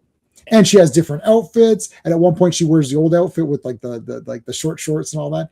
It's silly. But they can take it they can make it serious, like Peter David did serious. Sure. But it's supposed to be, it's a teenage girl. Like, I don't understand what you're talking, like what is happening here? Like, and that's the vibe that they have in the My Adventures of Superman cartoon with Supergirl. I haven't watched it, but yeah, she's kind of fun. Like, even though like obviously she's leaning towards a heel turn, she's fun. Like, her and Jimmy have this kind of playful interaction because she's awkward and Jimmy's awkward, and it's like that first crush type kind of stuff, right? And so it's fun. It's like, it is cute and silly. Dan Slott for Superman. No, Tom King's way worse than that. Well, Dan Slott's awful too, but Tom King's like, because Tom King doesn't even care at all. He's not trying to do anything. He's just writing a story and then they just put a character in it. Oh, look, it's going to be Iron Man in this one. Oh, okay. Why? I don't know. Anyways, let's finish. Let's get back to this. A lot of Kirby Crackle here. These guys are actually pretty cool. These Celtic guys or whatever, pretty neat. Mm-hmm. And you're right. Look at this. This wasp costume was used before. Yeah, it's one of my favorite ones. I think that's Burns' design, I believe. I think you might be right. Who's the fat Supergirl? All right, so the fat Supergirl. Oh yeah, no. I know who you're talking about. She's from Kandor. Yes. She. There's some. I've caught up to Supergirl. A new issue came out this week, so I'll read that one. Probably read that tonight. Okay, so Elathan attacks. So the Avengers are now going to be fighting like all these really wicked monsters. Hey, the Evil Eye, right? This is the Evil Eye. Yeah. Is this the evil eye? Nice. I was like, hey, this thing's back. I remember this thing. This is neat. This is the Defenders War, or the whatever Avengers Defenders War item. That's cool. So here comes She-Hulk, beating the crap out of guys. The rest of this is just like massive fights now. Yeah, Thor, like, oh, that's brutal. He swung the hammer up through the guy. That guy's face is broken. This guy's really powerful. Alathan or whatever. Well, they're gods too, basically. Mm-hmm. Yeah. Yeah, this is kick ass. Yeah, look at this. Here comes Hawkeye. Tried his best here with his little arrow. Oh yeah, there's Baylor's wife. Going after She-Hulk. This thing is pretty neat. I always like when they use other mythology guys. It's because it's cool to see what other people have come up with, like in different parts of the world, like what they thought, like a monster or myth, would be. That's kind of neat. Yeah, this guy's pretty cool. Grabs her. So this is Bree or Brez. I don't know if you're supposed to say the S. So he's like the young guy. Now he can see. He sort of has precognition or whatever. So he's like saying, oh yeah, I can see what's going to happen. But he didn't actually say, oh, I saw that you guys would win. He actually technically didn't, because I was paying attention to that. I was like, wait a minute. He didn't say the Formor would win. He just says, oh yeah, right? He's kind of like a Celtic version of Loki. Yeah. Right. Yeah, that's cool, man. This guy's neat. All right, so they're fighting all these guys. Look out. Now, Amergen and those guys, they wanted the Avengers to come. Basically, they actually want Baylor, who's like this super monster. They want this Baylor guy to show up because that's going to charge. They need the energy to charge up the evil eye or something, and then that guy can get it. Something like that. It's a bit of the mystical stuff, so you just kind of got to go along with the story. But then Brez comes over and does the big hit, and then this guy's all in a trance, like, oh, what the hell happened? Amergen, what the shit's going on? So we get back to that guy in a second. Cap fighting this like a Godzilla monster or something. I guess it's like, I don't know. It's like the smog monster. Yeah. Hedora or whatever. So it's like they shooting crap at him. Are those the Omega beams or something? No, they're basically stones that this guy uses a sling to hurl them, and they're magic. So it's kind of like the Omega beams. They just track after their opponent. They track after you. Okay, got it. That's actually pretty neat. Yeah, these guys are pretty cool. All right, so Hawkeye nails this guy from behind here. Here comes Wasp. These guys would be fun to play the role-playing game because their powers are so cool. Yeah, they are role-playing game guys or whatever. I was thinking about starting Gamma World because I've been playing Spelljammer now for 2 years, so I was thinking of getting my guys onto Gamma World. But I'm waiting for Deathbringer to come out, which is this guy I watched, Professor Dungeon Master. Oh, do you watch Professor Dungeon Master Classic? Yeah, I ordered Deathbringer too. Nice. Did you really? That's great. That's awesome. Yeah, I'm pumped up for it, man. I didn't get the dice and all that stuff because like I don't care. But I'll when that I didn't get the miniatures, but when it I'll get the just like the rules or whatever. I also did get Shadow Dark as well. Yeah. But I didn't have time to play it. But I mostly bought it because I like that girl's attitude. So it's like I just bought it because like as I watched something, it's like I like she's just like all these games are bullshit. I was like, they are bullshit. She's like, mine's pretty good. I was like, that sounds good to me. Kelsey Dion, yeah, she's pretty cool. Like she seems like she seems like she actually cares about it. So it's like, you actually feel like you care about this. Like, oh, okay, maybe it is good then. So there you go. And I just got the digital version. I didn't get the full thing. But the full digital pack, so it's like I don't know how many PDFs it was. It was like a ton of them.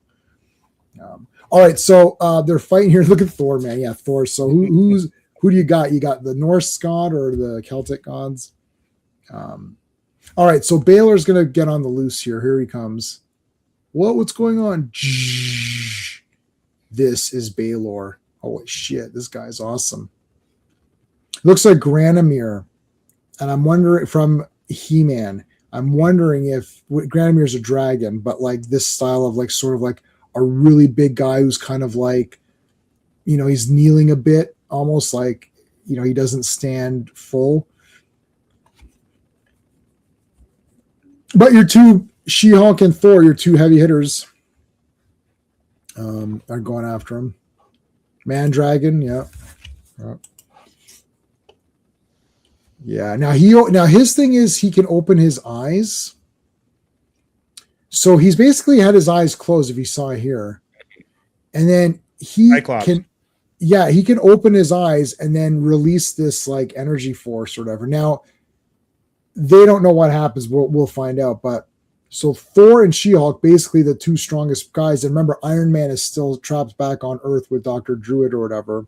So it's like, I mean, losing those two, like that's it. Because Cap, Hawkeye, and Wasp, like, how are they going to defeat any of these guys realistically? And then Brez went back through time as well. So now he's in the future, which is the current time. And there's what's his face? Druid. And then like, so he's like destroying the pathway. So it won't allow any more guys to come or whatever. So he opens his eye. Thor and She-Hulk are gone. Yes. Amergen. So Dr. Druid is a descendant of Amergen. That's another thing that I want to point out. And then Brez went back through time. So there you go. So we are going to do one more tonight. We're going to do one more to conclude this. This is a wicked cover. Yeah. Actually. You'll finally get to see Greg LaRocque's art, because he's got inkers doing his stuff, but he's really, really good. He did a couple of Thor fill-ins back in the day as well, too. Really talented. Yeah, this is wicked. Okay, so before we do that one,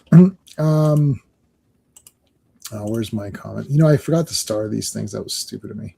Hold on. All right, so Sean's doing a bunch of videos. Keep up with Sean. Just up to Sean77. Make sure you're subscribed. He's on all the live streams except for the last few because of whatever reasons. Steve, what have you got going on? We're going to have our weekly news hit on Wednesday at 4. So we'll be doing that. And then we'll be talking about the new Superman cartoon. And then we'll be joining you for G.I. Joe Wednesdays. Yeah. G.I. Joe. All right, Classic Comics, what have you got going on? Okay, so tomorrow I'll be doing another Trek talk. I'll be looking at the Star Trek Original Series episode, Elan of Troyes, and covering that. Now, I also wanted to mention, so I'm sure you guys remember that fan film Axanar that was being developed. So it's been announced that that's going to have its premiere at San Diego Comic-Con. Oh, wow. Now, I don't know when it's going to be on YouTube. I assume it'll be pretty shortly after that. And I do want to do a Trek talk where I'll cover that and just review it and talk about it after it has its premiere. So probably in a month or so. Awesome. That's cool. I'll check that out. Why not? Some of these fan films are pretty neat. Okay, and what am I doing? I don't know what I'm doing. I'm doing G.I. Joe. No, tomorrow I'm co-hosting. So Wrestling with Horror is hosting this. I'm co-hosting Tuesday Night Television. We're going to talk about The Burbs, which I did not like. You didn't like The Burbs?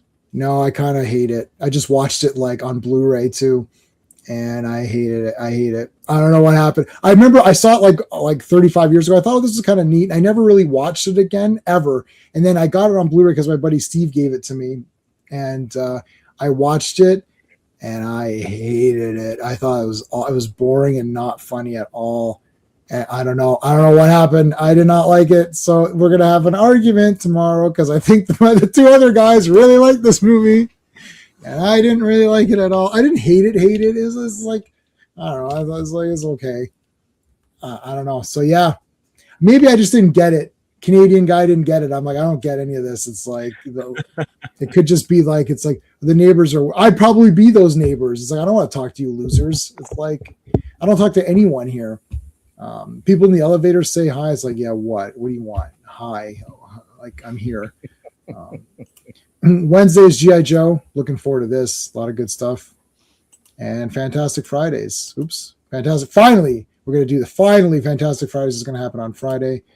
And Avengers is next week. We're doing Spider-Man Annual. And then we're doing the 2 Avengers. So we're going to cover 3 comics. That Avenger next week's going to be amazing because that annual is one of the best annuals. It's an artistic Spider-Man, because it's John Romita Sr. inking his son John Romita Jr. And it's the first issue of Monica Rambeau as Captain Marvel. Yes, yeah. It's one of my favorite Spider-Man comics of all time, just because of the art. Awesome. It's not a horror movie. It's not a horror movie. It's definitely not a horror movie. It's maybe a horrible movie. Is that the one with Shelley Long? No. Or is that the Money Pit? That could That's be the Money Pit. Pit. Yeah, that's what you're thinking of. So who's his wife in this one? Is that Carrie Fisher? Carrie Fisher. Yeah. Yeah. Okay. And she does 2 things, Jack and shit. It's like it could have been anybody. It's like they could have been anybody. The only thing good was that there was like the hot girl neighbor. That was it. That's literally it. Was she also in The Man with One Red Shoe with him? I didn't know that was a movie. Carrie Fisher? I don't think so. I gotta look that up. My old brain is misfiring. The Man with One Red Shoe, Laurie Singer. Yeah, she's in it. Oh, Carrie Fisher's in it? I don't Dabney Coleman, Laurie Singer, Jim Belushi, Carrie Fisher. I only remember because she's in a leopard bikini in it. Oh, that might be good. It'd be better than the Burbs because she's just like a housewife gear or whatever. Okay, credits. You want to do the credits for this last one? Absolutely. So, An Eye for an Eye, Avengers 226. It is release date September 7th, 1982. Cover date December 1982. Art on the cover by Greg LaRocque. Writer Stephen Grant. Penciler Greg LaRocque. Inker Chick Stone. Colorist Christy Shield. And letterer Janice Chiang. Editor Mark Grunwald. And this is where he's just editing it by himself. Interesting. So I guess Marvel was going through a little bit of or at least this office was going through a little bit of a shakeup at that point. So the Money Pit in theaters. Yeah, I remember the commercials for Money Pit because the house just kept falling apart or whatever. Yeah, we got the heads on the side. Finally, the heads have returned. All right, so there's our buddy. Hey, Phantom Outsider, one of our super friends. You're late. Well, you came in for the last one, so you got the conclusion here. You love Carrie Fisher, but her career is only lay on the villain and the Blues Brothers. Oh, on screen perhaps, but she's an amazing. She was an amazing script doctor, so she did a lot of great stuff where she fixed scripts, and then she was also in When Harry Met Sally as the other couple. Well, she had a bit of a career as a writer too. Yeah, the script doctor stuff. She was really, really good at it. Yeah, absolutely classic for sure. All right, so there's Brez and whatever, and here comes Thor and She-Hulk. So when that guy opened his eye, they went into the present or whatever. It kind of undid the spell. So Dr. Druid was using his magic because he's the descendant of Amergen to bring them back to his ancestors' time period. But then when Baylor opened it, it wasn't so much that they got disintegrated or something. It's sort of like it canceled out the magic spell. So they ended up just going back to where they're from. And then they got punched in the head for it. So Carrie Fisher's also... Is that Patrick Dempsey movie? Yeah, maybe. A pizza delivery dude? Yeah. Yeah, I think that's what that is. Oh, yes. I remember Loverboy, yes. Oh, yeah. Okay. That was a pretty cheesy movie, right? Barbara Carrera, who was in the last Sean Connery Bond movie. I think she's in it too. Yeah. Almost in a decade. Oh, really? Wow. He's a wicked looking character, that's for sure. Great design. Okay, so Iron Man is just literally just like there, and then he gets thrown like a jackass or whatever. He's just frozen. Fastball special. She threw Iron Man. That's awesome. At Brez, and then he got punched. I mean, this guy's dead. Look at that. He got Iron Man in the back and then punched in the face. Wow. Tony must have like a broken neck. Like, come on. Yeah, like She-Hulk's like, what the heck? Meanwhile, Captain America and them are fighting Baylor.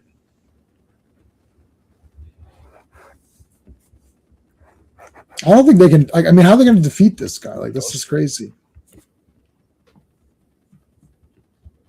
So they smoked him and whatever. Look at the horse. He's getting the horse, the big Pegasus horse, whatever. That's cool. Is this no? This is what's this horse? Is Aragorn is what is Valkyrie's horse, right? What's this guy's horse is called? We'll see if it's in the credits. I forget. I don't think I wrote it down. No, I don't. I can't find it. Phantom Outsider. What's this guy? What's the horse called? Winged horse. That's not a name.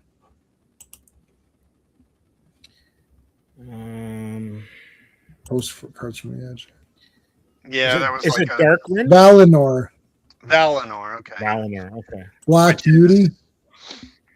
Valinor is of course, from Tolkien. That's basically the land across the sea where the elves go.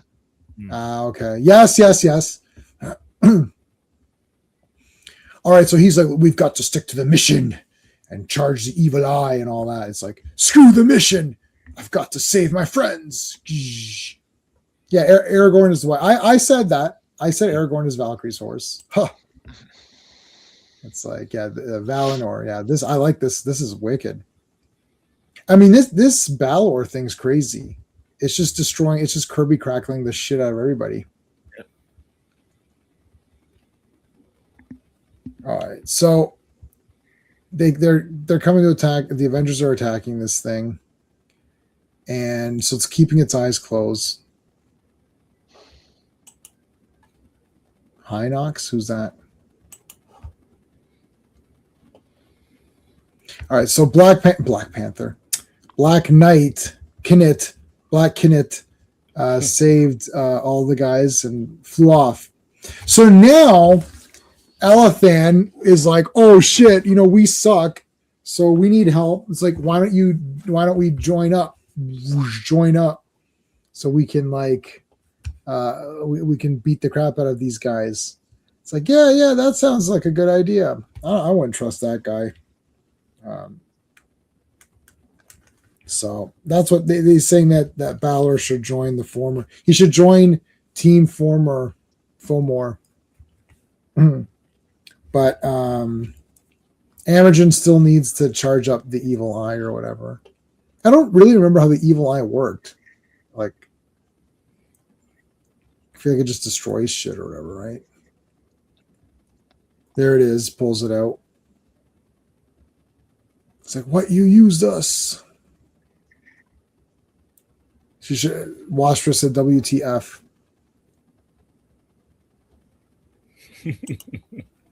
Yeah, Aragorn is one of his horses, but he let Valkyrie use it. That was nice of him. I wouldn't loan my car. Him the white horse at some points.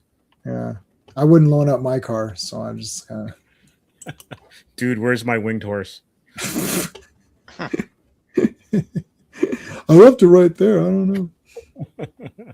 I never seen Dude, Where's My Car? I know that one guy turns into Incredible Hulk or something in it, right? Wasn't there something weird like that, or like someone turns into Incredible Hulk? That I don't know. No, I think that's a thing. Or deny. or maybe was that in Scary Movie then? Maybe, or one of the scary movies. Movie. Oh, sorry. Is Incredible Hulk in Dude, Where's My Car? No, girls like this. Okay, so is Incredible Hulk in Scary Movie?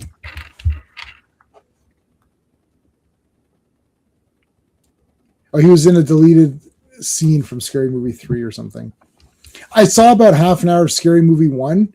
I thought this is the dumbest shit I've ever seen. I think maybe I finished it because I don't really turn off movies. The first movie I really turned off was the Jay and Silent Bob reboot. So I think I saw Scary Movie 1. Maybe I saw it. I was thinking maybe I turned it off, but maybe I didn't. And I thought this movie sucked. I didn't laugh at all. So I was like, I'm not watching any more of these. Anyways, here comes. So I definitely didn't go see part 6 or where the hell it is. So now they're going out. Aragorn died with Valkyrie, all died in the battle. You got married, Skeptic. When did that happen? Holy crap. Your dad and your husband. You didn't have a husband before. Wow. Well, congratulations. Where are you messing with me? Or like I didn't know that, right? That's like I'm a bit well, that's awesome. I didn't even read the rest of your comment. Later the drive-through. I don't know. I never saw the movie. Oh, he was stoned when Aragorn. Okay, and Entrance look at the body. The Defender's 4. Like physically stoned. Yeah, not stoned. Yeah. Oh, the paper's unofficial. Yes, they say it all the time. All right. Okay. We must fight together. Impossible. What is going on? So Balor tried to shoot him, but like that evil eye thing, it's basically absorbing the energy, right? So Balor can't really hurt this Amergen guy. So it's sort of like the evil eye is taking his power.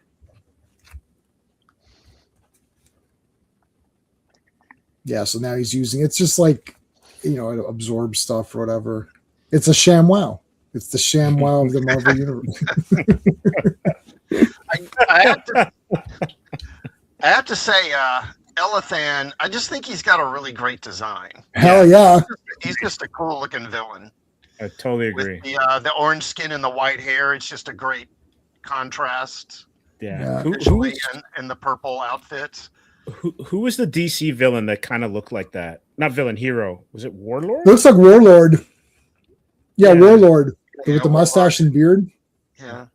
Warlord is kind of like Oliver Queen. Yes. Warlord, yeah. Warlord is more Oliver Queen-ish, though. This guy's... This guy's got a lot going on. He's got a little bit of Quicksilver hair, but also a Namor kind of Widow's Peak. But then he's got the mustache of Oliver Queen, a little bit of the goatee. This guy's awesome. His whole suit looks cool too, though. Starfire skin, yeah. He just got kind of like a classic like villain. Yes. Mustache and everything. He should be twirling it before the end of the issue. Yeah, if possible.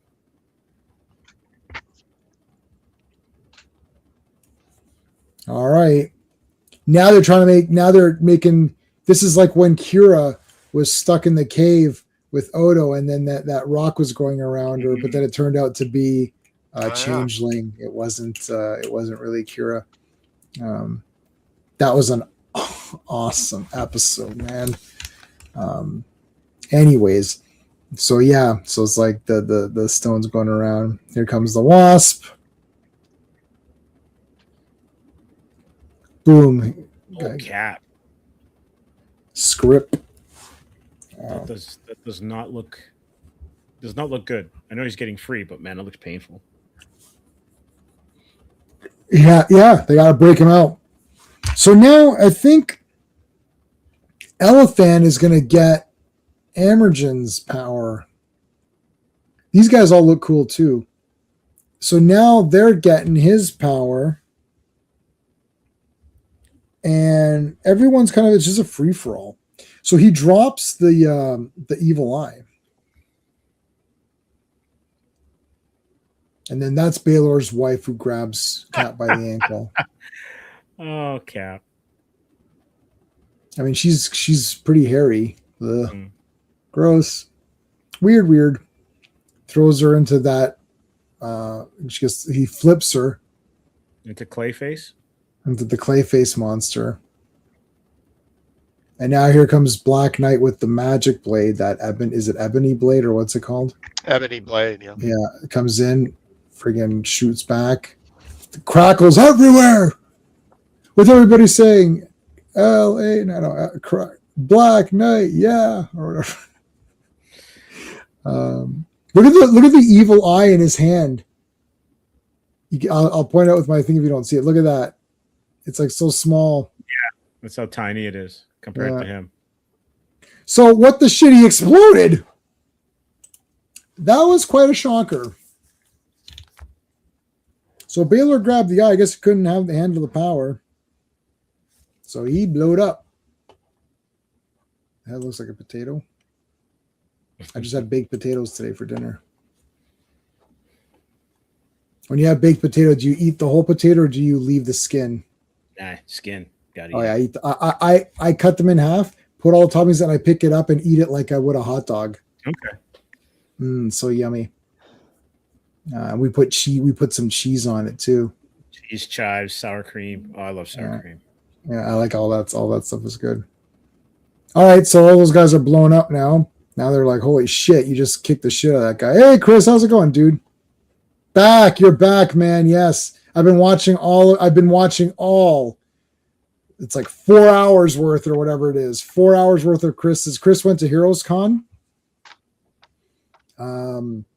There's a lot of people that go, oh my God. There's a lot of artists and comic celebrities that go to Heroes Con. Oh yeah, it's a big one. That's a big one. I'll give Chris's comic. I'll give comic vet link. Yeah, it's crazy. So and actually, it is Pure Comics, which is one of the complaints I had. For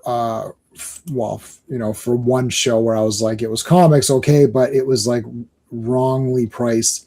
So I'd say Heroes Con, from what I saw on Chris's video, looks like that's probably the biggest for just comic books, I think. Like I saw him walking around. I didn't see a lot of, I don't want to say anything like mean, but if you're just doing arts and crafts, man, I'm not going to buy your arts and crafts. Like I saw this one girl at one of the things we were at where she had the Pokemon balls. Did you see that, Chris? Or Steve? She was right across from me. Right across from me. Yeah.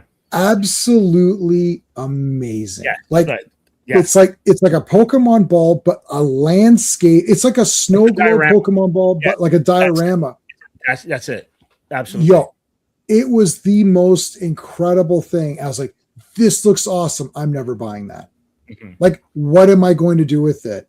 Like, you know what I'm saying? Like, I just have I'm already selling. I'm trying to get rid of I've got 4,000 Blu-rays. I'm trying to dump 1,000. I'm trying to dump 1,000, 25%. I'm trying to sell like 30% of my collectibles too. Where am I going to put? See, the problem is like, where's that going to go? And how much does it going to cost me to buy that? Because it's such an intricate detail, handcrafted one-off item. How much was she charging? 50, 60, $100? Like, I don't know. But it wouldn't be cheap. It wouldn't be cheap. So how am I going to pay for that? So the problem is like, I can't go to these things anymore, but actually Heroes Con looks like it's mostly just comic books or artists and creators. So so check out those videos if you can't afford to go to that thing. I never saw.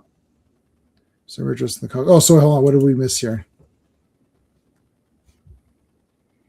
Marvel Handbook, the Black and Knight, and Ultron's entries to the Ultron. Did it like? Oh, so he reanimated him. Yeah, cool. Like, you eat the skin, put sour cream. I like everything. I'll just eat it normally, just with butter. I just put butter and some Italiano. That's good enough for me. Can't go wrong. Okay, so Amergen is going to die here, and so now Black Knight picks up the evil eye.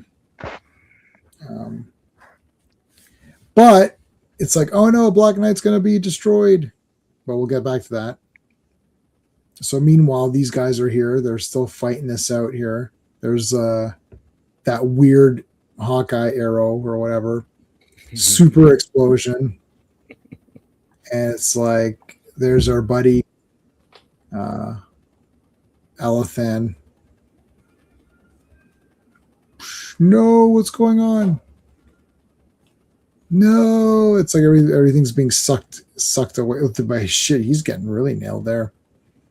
So there's Black Bolt. God damn it. Black Knight holding up the eye or whatever.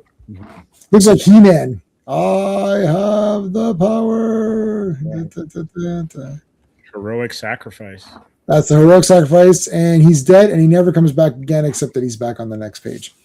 So he dies. Dr. Druid wakes up. They look at Black Knight's dead body. They all laugh and think, "What a loser!" But actually, the stone gets reformed, and he's back. Mm-hmm. Yay! Black Knight's back. She-Hulk doesn't seem too happy. She didn't get a chance to fight or anything, so she's all pissed off. That's all. Yeah. And actually, Black Knight appeared in Doctor Strange not long after this. Nice. And in a 2-part story that I've got, but it kind of reintroduces him into the modern era. Right. Classic. Was this around the time where they were trying like a new wave of heroes like Jack of Hearts, Black Knight? They were trying to kind of reinvigorate their hero line. Nova was a few years earlier. I mean, I don't remember. I'm trying to think. So this is around 81, 82, around there. I mean, I don't know if it was part of any particular organized wave of it. I think that sort of thing came later. It wasn't as organized back then, but right, more organic. They would they would throw out some new characters in the 70s, second half of the 70s. There was definitely a big push with female characters. Right. But I don't remember Jack of Hearts being necessarily part of a wave of new characters. But I mean, I guess it would depend on how you look at it. I would think if they're not within a few months of each other, it's probably not an organized sort of effort. I would think. Yeah, because I just remember Machine Man, Jack of Hearts, Rom, they all started popping up. Black Knight.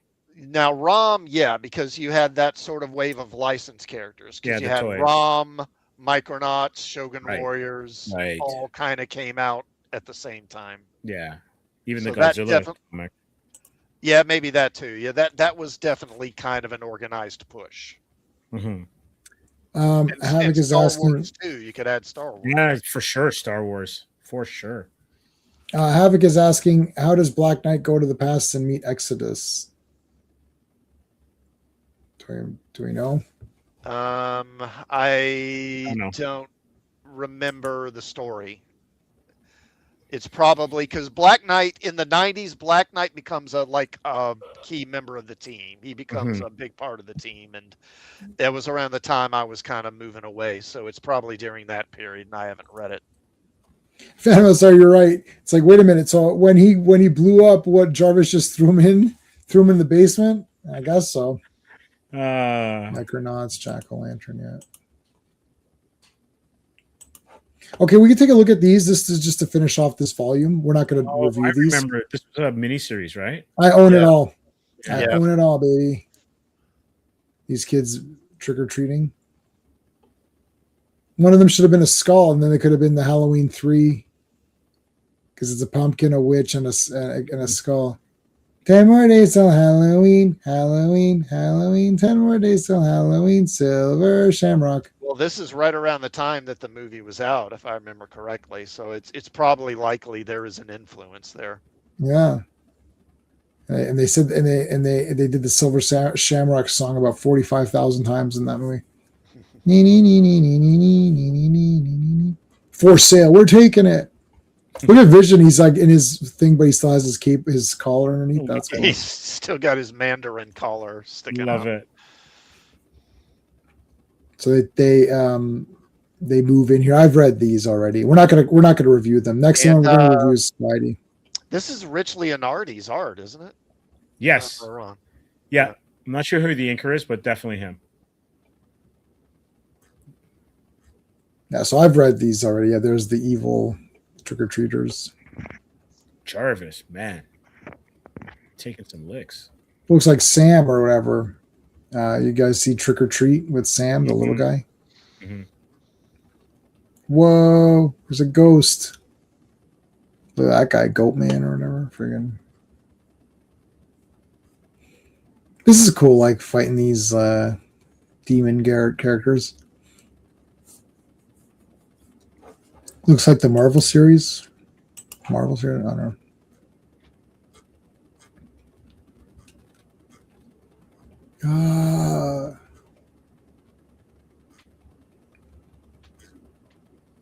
Yeah, that's cool. Look at that. We'll just go through this. I think there's like 3 issues here. Yeah. There's the Wizard. Did he whiz himself?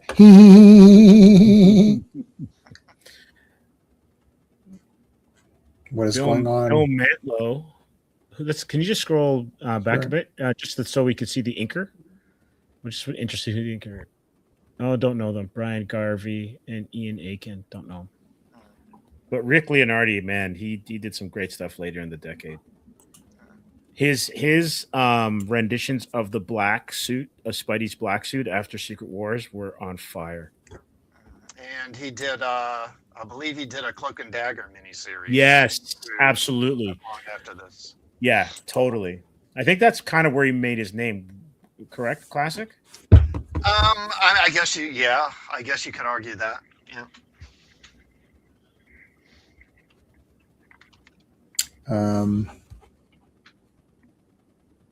Oh, there's the baby and thingy. A lot of heavy blacks like Michael Golden. 1 second. Cloak and Dagger. Yeah. Question, because that's Pietor's and Crystal's baby. Right. Has that baby done anything? Like grown up to become? Yeah, it's somebody. Wiccan's cousin. Luna. Well, as I recall, when the baby's born, it's actually they point out that the baby is actually normal. It's not a mutant or an inhuman. If I remember correctly. But the Inhumans at some point they get exposed to the Terrigen mist and all that. So maybe they've done that with the character by now. I don't know. So Havoken and Phantom Outsider say it's Luna. So Luna. Yeah. I knew nothing of this character. I think she was in. There was, and chat will know, there was an X Factor comic. Which I really liked. It was Peter David, and it was not the X Factor where he took over Volume 1. It was like where it was Serval Industries or whatever. Remember, it was like way later. And I actually liked that. And I got the entire series in trades, it was like literally, it's just 3. Like it didn't last long. But I actually thought it was really cool. It was Polaris and Quicksilver and all that. And I think Luna may have been in that. I don't remember. I don't know if anyone's read it. It's a modern comic, so it's basically toilet paper for people. But I liked it. I don't hate all modern comics, and now that is not modern anymore. There's a guy, there's a buddy of mine that comes on sometimes with Wrestling with Horror, and he was like saying he was talking about a scary movie, and he's like, I said, I don't really like modern comedies. That's what I said. He's like, well, I wouldn't call Scary Movie a modern comedy. It came out in like, whatever, 2000 or something. I was like, I watched Marx Brothers. It's like, oh. So that is modern comedy. It's like, as modern as I get, like maybe like Big Lebowski, that seems like a new movie. Like that's like the last movie I thought was funny. Chat can throw out some comedies and see if I saw them or if I could. Like I hate that. What's the one where they're drunk? Hangover. I hate it. I thought looked like awful garbage, and this guy convinced me to go see it, and then I convinced Sean and Steve to go with me, and then I had to formally apologize to Sean and Steve because I recommended to go, and then the next day in the office I obliterated that guy who told me to go see that movie. I hated Hangover. What's another one? What are all these popular? Oh, American Pie.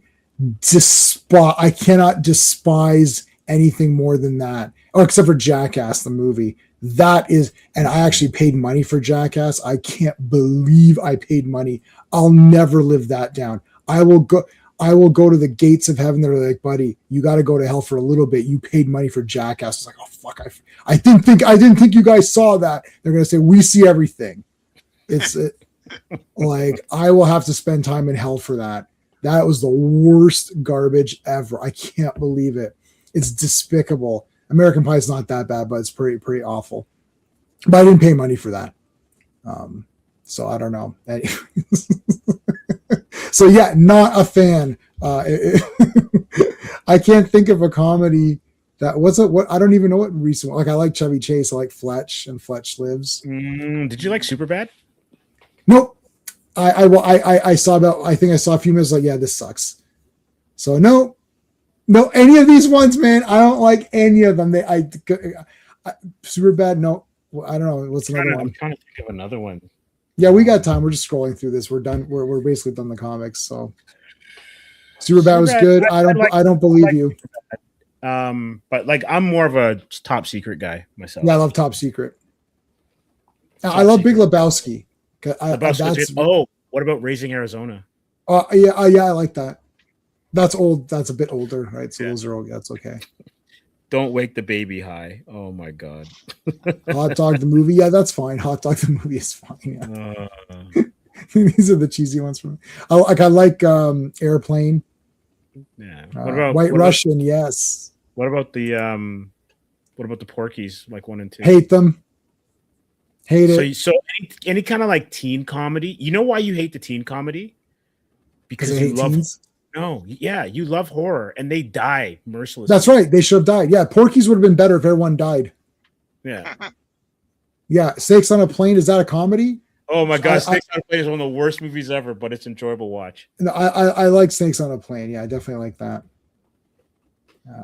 Yes, it is. Raising Arizona is a bit overplayed. Yeah, it's okay. Love Porky's. Yeah, I don't like any of these teen raunchy comedies. Pretty much, I hate them. They're not funny to me. It's like normally these people just get killed in movies. It's like, but they all live at the end. It's just brutal. There's one that had me laughing that came. Oh, I like Fubar. That's new. Fubar is a masterpiece. I don't like Trailer Park Boys though. It's not funny to me. I like Corner Gas. That's a Canadian show. That's really funny. Did you see Good Boys? It sounds like I'll hate it. Hold on. You probably won't like it, but it's the same team behind Superbad. But I also know Good Boys movie. I laughed my ass off at that movie. Oh yes, I remember this. Okay, I remember this coming out and seeing it. I thought this looks despicable, so I stopped. Didn't like it. Arnold Fubar. Who's that? I'm talking about Fubar. Effed up beyond all recognition.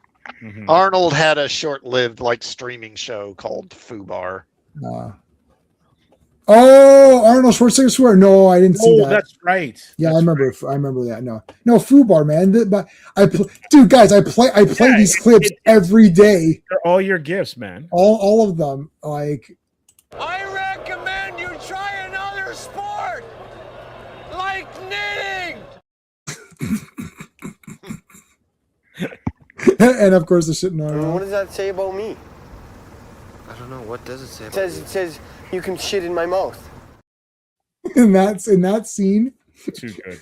In that scene, Dean shit his pants in Terry's car, and Terry's like, "Don't shit your pants in the car, man. I'll kick you out of the car." And he's like, "Oh!" And he's all drunk and he shits his pants, and then Terry kicks him out. So they're filming a documentary on these guys, right? And then the guy's like, he goes, "Well, what if I told him to come back in, and then I say something I don't even back it up?" He's like, "What does that say about me?" He's like, "I don't know what this is. It says you can shit in my mouth."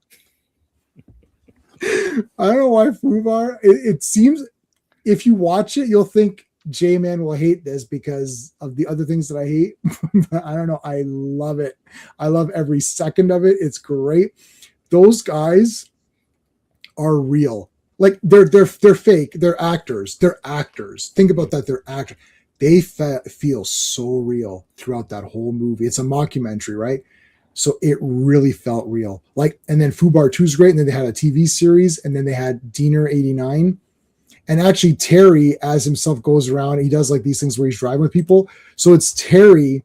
If I could play YouTube, I'd play it here. It's Terry and Bob Odenkirk. So Bob Odenkirk picks up Terry, and he's playing himself. Bob's playing himself. And Terry's like, "Well, you're like in movies and stuff, man. That's all." And he goes, "Yeah." He goes, "Yeah." Anything I've seen? And he says, "No." He goes, "Well, I played a lawyer, right? Because he's Saul." So he's like, "I played a lawyer." And Terry's like, "Whoa, you're a lawyer? You're that's really smart." He's like, "Well, no, I'm not really a lawyer. I just play one." He's like, "Yeah, but you got to be like a real lawyer to like play a lawyer, because like, you know." He's like, "No," he goes, "You don't have to be a real lawyer. You just act." He's like, "Yeah, but how do you know what to say?" He goes, "If you're not a real lawyer, how would you know what to say?" He's like, "Well, the writers tell me." He's like, "What?" He goes, "No." He goes, "Like Rambo's like a real guy. Rambo's a soldier. That's how he knew how to play it so well." He's like, "No, it's just an actor." He's like, "What?" And he's like, "Wait a minute." Then he goes, "Well, then you guys don't really do anything." it's like anyone goes, well, he goes, "You're telling me I could be in a movie?" So he goes, "I have an idea for a movie where there's this guy who's a welder," because he's a welder. He's like, he's a welder. And then Bob Odenkirk is like, "Yeah, maybe like he could be like a pretty good welder, but then there's like this welding competition." And then he goes and Terry's like, yeah. And then he goes and then he has to face off. And then at the end, he becomes the best welder. He's like, "Oh my God." He goes, "How did you make all that up? That's amazing. That sounds like an amazing story." He's like, and Bob Odenkirk's like, "Well, I've seen other movies." So that entire sequence is great. There's a bunch of YouTube stuff. It's all great. I love all of Rambo's fantasy. It's all real. It's all real. Did I see Disclosure Day? No, Steven saw it and thought it was whatever, so I'm not going. No. And both Steves did not. The Council of Steves have spoken. Yeah, it's a miss.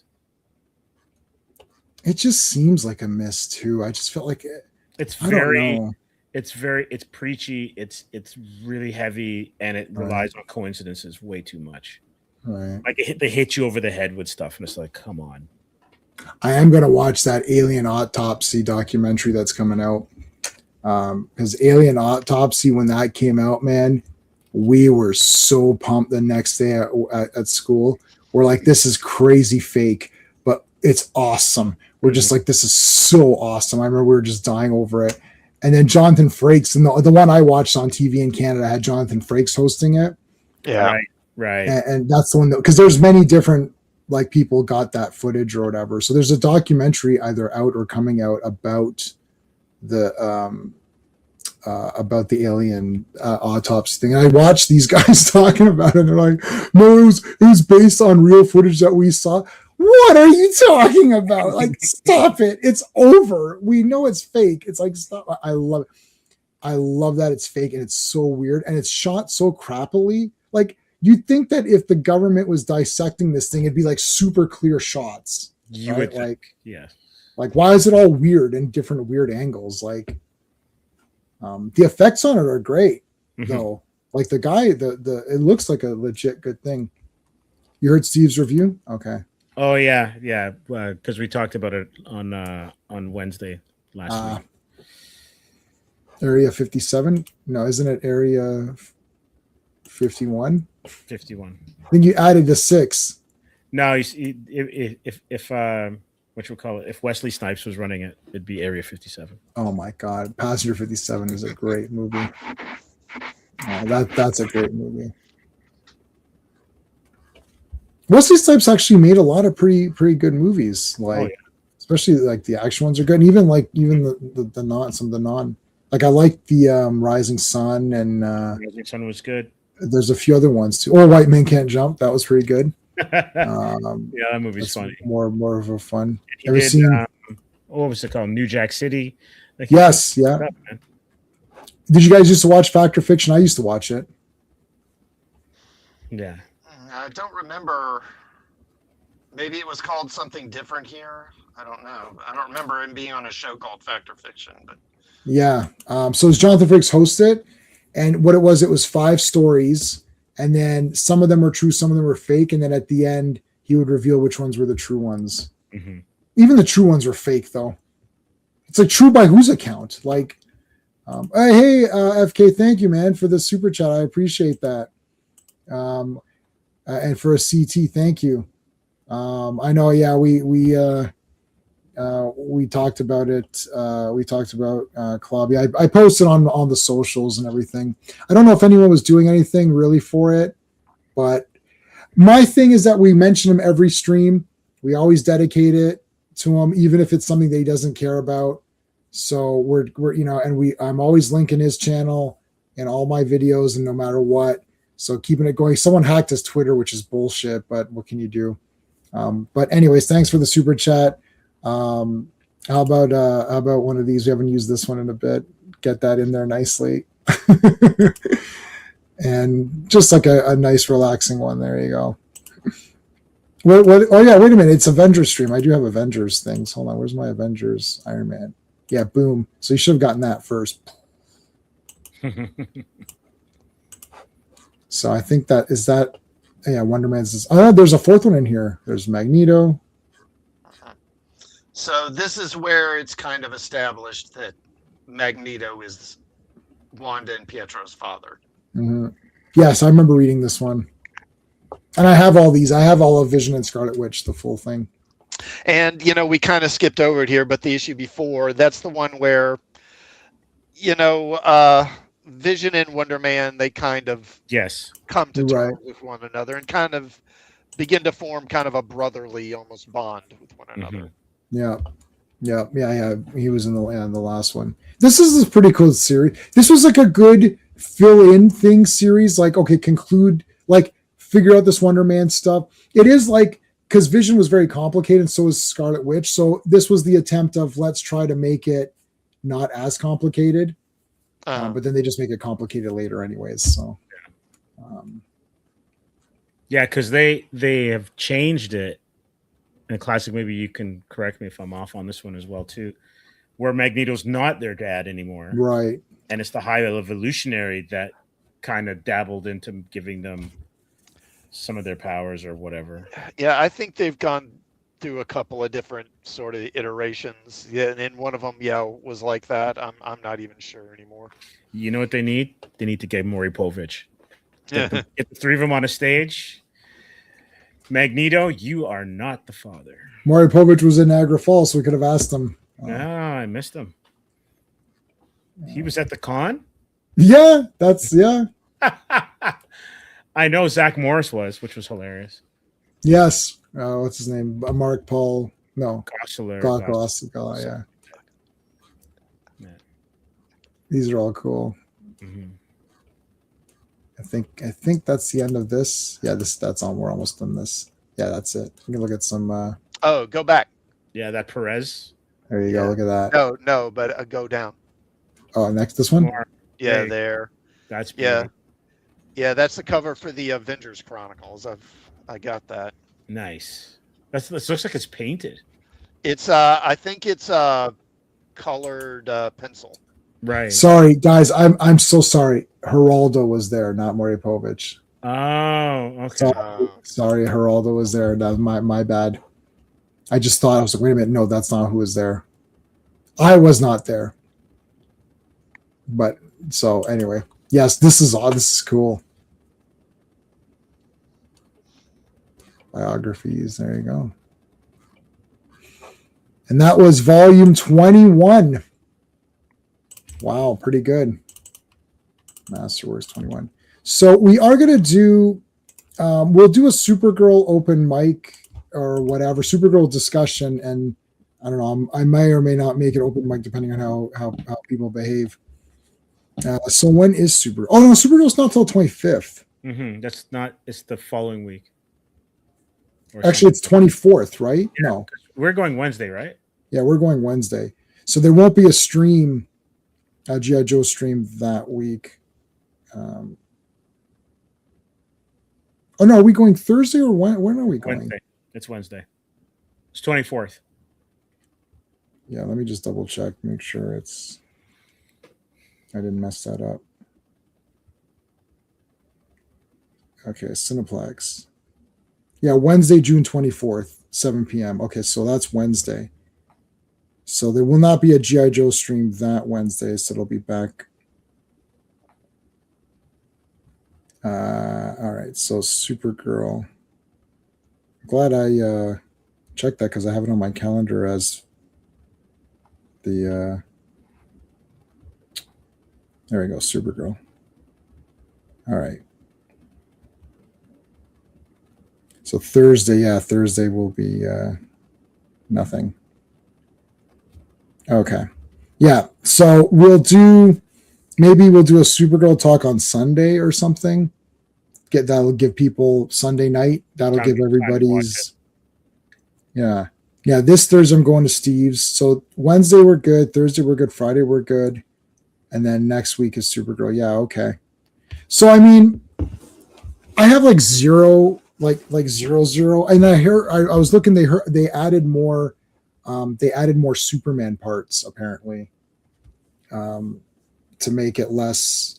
I mean, is that going to make it better? So I've been watching Superman and Lois, and the beginning and Lobo, yeah. In the beginning of Superman and Lois season 4, the budget was massively cut, but that made it way better because they dumped all the loser characters. Mm-hmm. It was only about Superman, Lois, and the kids, which is right. Like, there's episodes where it's like Lana's husband's cheating on her, and so it's like, who cares? I don't care about these characters. Lana's okay, and then Lana's kid, she had 2 kids. One kid got the Judy Winslow. Remember when they snapped and one of the Winslow kids got gone? Do you remember? Oh, right. That's like Richie's older brother in Happy Days. Yeah. Hey, like Richie's older brother disappeared after that. Was it after the first season? Was that when he went? Oh, did he even last that long? But you might be right. Yeah, a lot of these guys were gone. Right. Well, in Cosby's show, some people, what's her name? Sabrina LaBeouf. What the hell is her name? Sandra. Sandra appeared because there was no Sandra before. Yeah. And then she kind of appeared. It's like, oh yeah, there's that daughter. It's like, what? In Princeton? You never mentioned her before. Yeah. The one Winslow kid is Judy. Judy went to her room and never came back. You're banished. You're banished to the black hole. So, anyways, but they're bringing in more Superman. Is that supposed to help it? Because Superman sucks. So it's like, maybe you should have more. Maybe you should have a better story. Why don't they start? And actually, do you guys know this? Is this Supergirl movie a prequel? Because the dog is a little dog. Well, I think it's in flashbacks when she first arrived on Earth. Oh, and then Woman of Tomorrow. So the main part of the story is after Superman. Yeah. But there's flashbacks showing him as a little kid, as a puppy. Yeah. Like when she first arrived on Earth and all that. Right. Mm-hmm. And she first arrives on Earth and makes fun of Superman. That's literally in Superman and Lois. At no time does Superman get made fun of. Not once. They don't look down on him. And Lex Luthor. Did you guys watch Superman and Lois or no? I watched the first 2 seasons and then I just kind of lost interest. Okay, you can just skip season 3, but watch episode whatever, the last episode of season 3, because the entire thing is Doomsday and him fighting. So they took a lot of liberties. Doomsday is Bizarro Superman mutated. So Lex Luthor got Bizarro and mutated him into Doomsday. And the thing is, it is the Doomsday story where every time you kill Doomsday, he comes back and stronger, and then you can't kill him the same way you did. So it's right. So that's there. And it is just one massive fight. And then everyone just gets their asses destroyed. And then Lex Luthor it's the guy from Sons of Anarchy, I think, or whatever. It's like this. It's like, it looks like a biker guy. Yeah, he's what's his name? He was in Walking Dead as well too. Yeah, I'm sorry, it's the Walking Dead guy. Yeah, Michael Chudley or something like that. Yeah, it's the Walking Dead guy. He might not be in Sons of Anarchy. He seems like he should have been though. No, yeah, definitely has that. Anyway, okay, he might be too evil. I'm sitting there thinking, you got to laser this guy. F it. Like I'm saying, like Wow. There's some of these. I was like, whoa, he is like a despicable piece of garbage. And you're just and I was like, oh, okay, it's a hard take. Like he's because like Lex Luthor is a cool villain. Mm-hmm. Like he's a jokey villain, but serious in the Reeve films. Like he's a jokey villain, but he does have plans that will hurt people. My favorite Lex is Clancy Brown's. Yeah, Clancy Brown's good in the cartoon and whatnot. Because he's he's on point. Yeah. He's not an idiot. But he's cool in that. Yeah, he's absolutely cool. But this guy's just like, you're just like, F this guy. I'm sitting there, I was like, you know what, Superman? F it. Snap his neck right now. Do it now, you loser, Superman. Do it right now. No, but anyways, he's a despicable piece of garbage. And I'm sitting there like, whoa, this guy's really a big scumbag. But shit, like he is a bastard. And then like they get the Doomsday guy. So Doomsday kills Superman in season 3. And then, he dies in the first episode of season 4. It's not a spoiler. Doomsday kills him, right? But they don't kill each other. Doomsday kills him. And then they got to get him back. So now the two, and then the other kid, remember there's the one kid who didn't have powers. Jonathan didn't have powers. He gets powers, of course, because he knew that was going to happen. So it's a spoiler alert. A couple episodes in, he gets powers. So now the two of them have powers. Now, sorry to interrupt. Like in the final season, wasn't there a different guy playing Jonathan? Yeah, the one guy stopped or whatever. I don't know what happened. They had changed actors. Yeah, I never understood exactly what was going on there. I don't know. It was something. Yeah, but the new guy is fine. And then the girl who's in Obsession, she's Lana's daughter. So, she clearly she wouldn't have come back for season 5 or whatever because now she's going to be a bigger star. But her role is better because I couldn't stand her stupid face in the other seasons, but she was way better because what they did was they just now say dialogue to push the story forward. So all of the meandering is gone. So her being like, oh, does Jordan love me or does he love me? I don't know. It's like, God, shut up. But that's gone. So losing their budget made it better because they're like, hurry this up now. If this would have, right? Sorry, go ahead, Classic. Yeah. I was going to say, and this is something I've pointed out before. A real problem that has kind of crept into superhero shows particularly is that they basically become soap operas. Yeah. And this has been, honestly, it's really Smallville that kind of set the template for it. Yeah. And because if you look at old shows, most old superhero shows or comic book shows, they have a very small cast. It's very stripped down. I mean, in the Superman show, the George Reese show, you got what? Superman, Lois, Jimmy, Perry. That's about it. That's it. Yeah. Batman, you got Batman, Robin, Alfred, Commissioner Gordon. Aunt Harriet, Gordon, O'Hara. And I mean, O'Hara doesn't do much. Gordon is there just in the first 10 minutes to call them. And Harriet shows up for a couple of comic scenes and that's it. Yeah, but I mean, Harriet and O'Hara, I think, aren't even regulars. They're just they're not. Yeah. Wonder Woman. What do you got? Wonder Woman and Trevor. And that's basically it. And even, I know it's not a comic book show, but say $6 Million Man, who you got? You got Steve Austin. Yeah, Oscar. Oscar. The and scientist Rudy. guy. Yeah, Rudy. Him. And that's it. Yeah. The Flash. What do you got? You got the Flash. You got Tina. And his buddy at the Leo. lab. Now they've got some other characters like there's some cops and the commissioner and all that, but they're not regulars. They just and over time they just starting really. I mean, actually, you could kind of accuse Lois and Clark of kind of really starting it. Yeah. But it really became like bloated with Smallville, especially in the later seasons. In the later seasons, they got like 11, 12 people in the cast. And it's because they just started setting up all these romances and who's dating who and who's in love with who and whatever, feelings in hallways is Nerd Erotic would say. And it's just really made their shows boring. All those CW shows suffer from that. Classic. Dude, I'm on my phone half the time. Thank God for iPads and all that, right? Like I've got an iPad and I'm like, I will read wrestling too. I read comics during wrestling because nothing happens except for Triple H, where I never take my eyes off the screen. Right. But like I've been watching even Superman Lois season 4. Even that they just had an episode where it's like, oh, this is like a classic episode where nothing's going on. So I just read my iPad, looked up, oh, Superman's doing something. What's he? Oh, that's cool, and then looked right back down. But like for the most part, it's been pretty stripped down. So it's just the plot moving forward. Uh-huh. And yeah, go ahead, Steve. What were you going to say? No, I was just saying, classic made a good point because I also think the comics are like that. Yeah, a lot of modern comics are just talking heads. Yeah, right. So I spoke to a lot of people. We don't have time to get into it today. Maybe we'll get into it on another stream if I have time. If you remind me about the when I was selling. So it's my second time selling in the post-COVID era.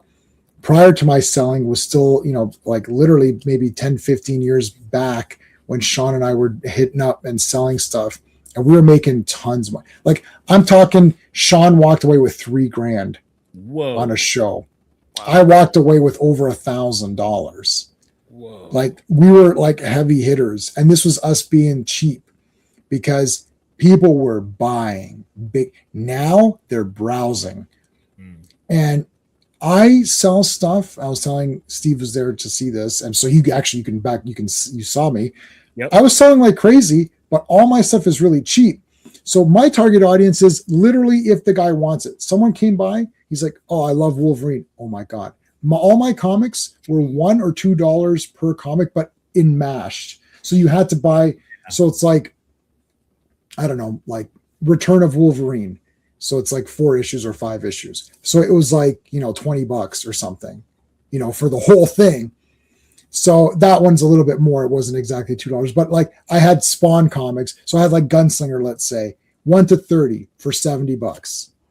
So it's like a couple of bucks an issue, and you got like a stack. I was selling all of Future State, DC Future State, the entire event, $100. It's like the stack is enormous. So if somebody bought that but here's what happens. The people are like, I don't want it, don't care. Then the one goes like, Future State, oh wow, I missed almost all of it. 100. That guy. But I have to find the exact guy. It wasn't just like people would come up. Do you have any Spider-Man? No, that's sold. Spider-Man and Wolverine sold out instantaneously. I made $200 before the doors opened from other people buying from me, who then probably flipped it. And then the guy across from me always takes my stuff and flips it. And he tells me, he's like, I'll never flip it on the same convention. I was like, dude, you could flip it right now in front of my face. I don't care. No one's going to take it. I know they're not taking this stuff. Mm-hmm. I was selling, and here's the other thing. Parents brought their kids. This kid picked up a Spider-Man toy. Oh, Spider-Man. I said, kid, it's $1. I'll get, $1. Parents were like, oh, I don't know. What are you effing kidding me right now? You brought your kid wants $1 Spider-Man toy. They said no to it. Fucking in front of my face. It's like, really? I almost said, you know what, kid, you could have it. I was going to just say you can have it. This other kid came. There, I had a what's that? The Spider-Verse nonsense. I don't like those movies. Right. So Scorpion, and it's got those weird legs or whatever. So I had the Scorpion toy from that. This kid was begging his dad to get these Archie comics that actually my wife gave me to sell. $10. It was like the full story. It was Archie getting married. $10, the whole story. It's like 7 or 8 issues. The dad finally bought it for him. And the kid was playing with Scorpion. Like, well, this is so cool. I said, kid, you could just have that. I just gave it to him. Now I was going to give Spider-Man to the other kid, but the parents were, no, let's just go. I was like, you know what? F it. I don't like Spider-Verse. Sorry. It sucks. And the second movie is like horrendous. The first movie is somewhat tolerable. That's my review of Spider-Verse is somewhat tolerable. And the second one, absolute garbage. The first 1 hour of the second movie might be the worst thing ever filmed. It's just like, what is happening? It's like, oh, look, Miles is late for school and stuff. I'm like, yeah, I've seen this before. I saw this in the last movie. Like, I get it. He's like Peter. He's late and everything. Yeah, but what makes him special then? He's just the same as Peter Parker. I don't know. Anyways, and the animation, to me, if I would have saw that, like if I'm watching Akira or Ghost in the Shell and that kind of goofy animation happens, I'm like, is the DVD broken? Like, put the disc back in. No, it's still, what the hell's going on?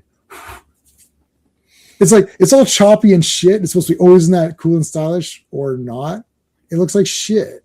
I don't get it. And they made Spider-Man $29.99 the bad guy. Which is so ridiculous. So Steve, I was trying to figure this out. You're gonna torture me now by having no. I was trying to figure this out. Spider-Man stuff. Yeah, I was trying to figure this out with Spider-Man. Oh, what was the thing? He has 4,000 villains. You're doing Across the Spider-Verse, which means you can take any villain there's ever been, ever, and you made 2099 the bad guy. The only reason I even saw the second movie was for Spider-Man 2099, because I like that character. I think he looks awesome. The voice was what's his face, that guy who's the Poe or whatever. I thought this might be a good fit for this guy, right? I was like, this is a great fit. Yeah, and then they made the bad guy. I was so upset. It's Moon Knight, actually. It's Moon Knight. Yeah. Was that?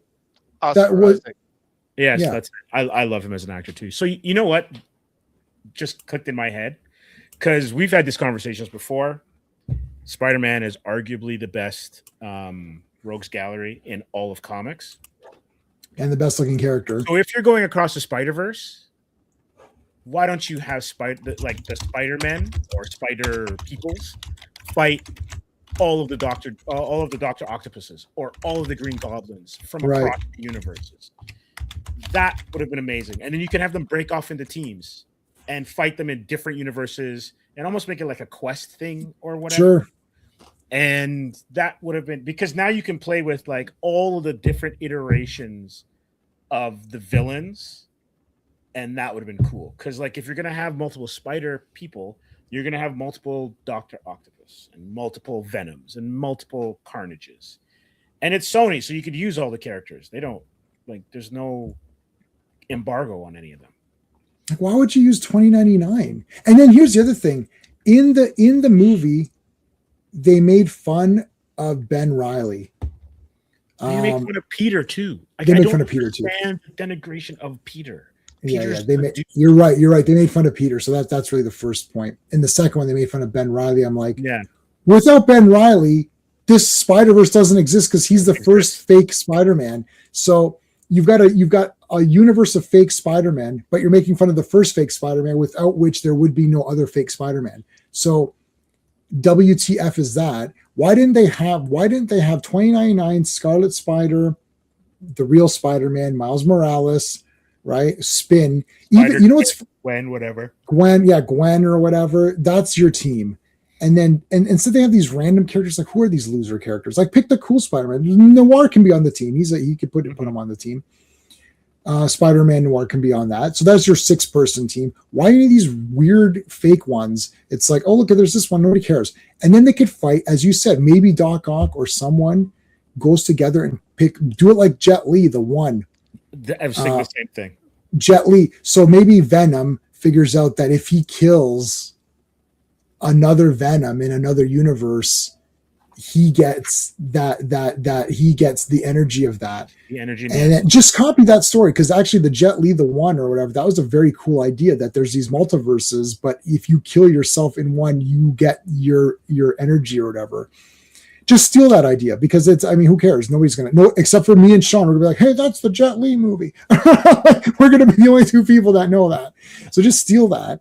And imagine Doc Ock figures out that, hey, if I kill myself in the other universe. So Doc Ock Prime, the real Doc Ock, our Doc Ock Prime, figures it out and he kills everybody. That'd be cool. Or he doesn't have to be Doc Ock. Pick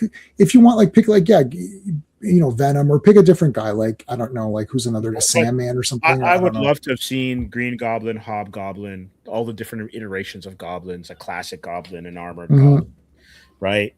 Like you could have done, even if you think that goblins played out, pick one of the other 58 ones that are really cool that he's got. Yeah, like I don't know.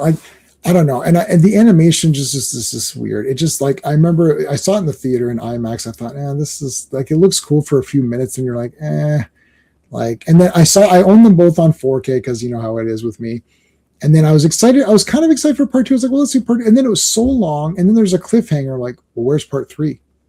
Where is part 3? Is that even coming out? It's next year, 2029, actually. Like, why is it? I know, because it takes a long time to make. Yeah. Well, I don't know exactly what happened, but they had, I think, largely gotten pretty far on the film, and then for some reason they just scrapped it and started over. and I'm not clear on why or what happened, but that delayed the film for a few years.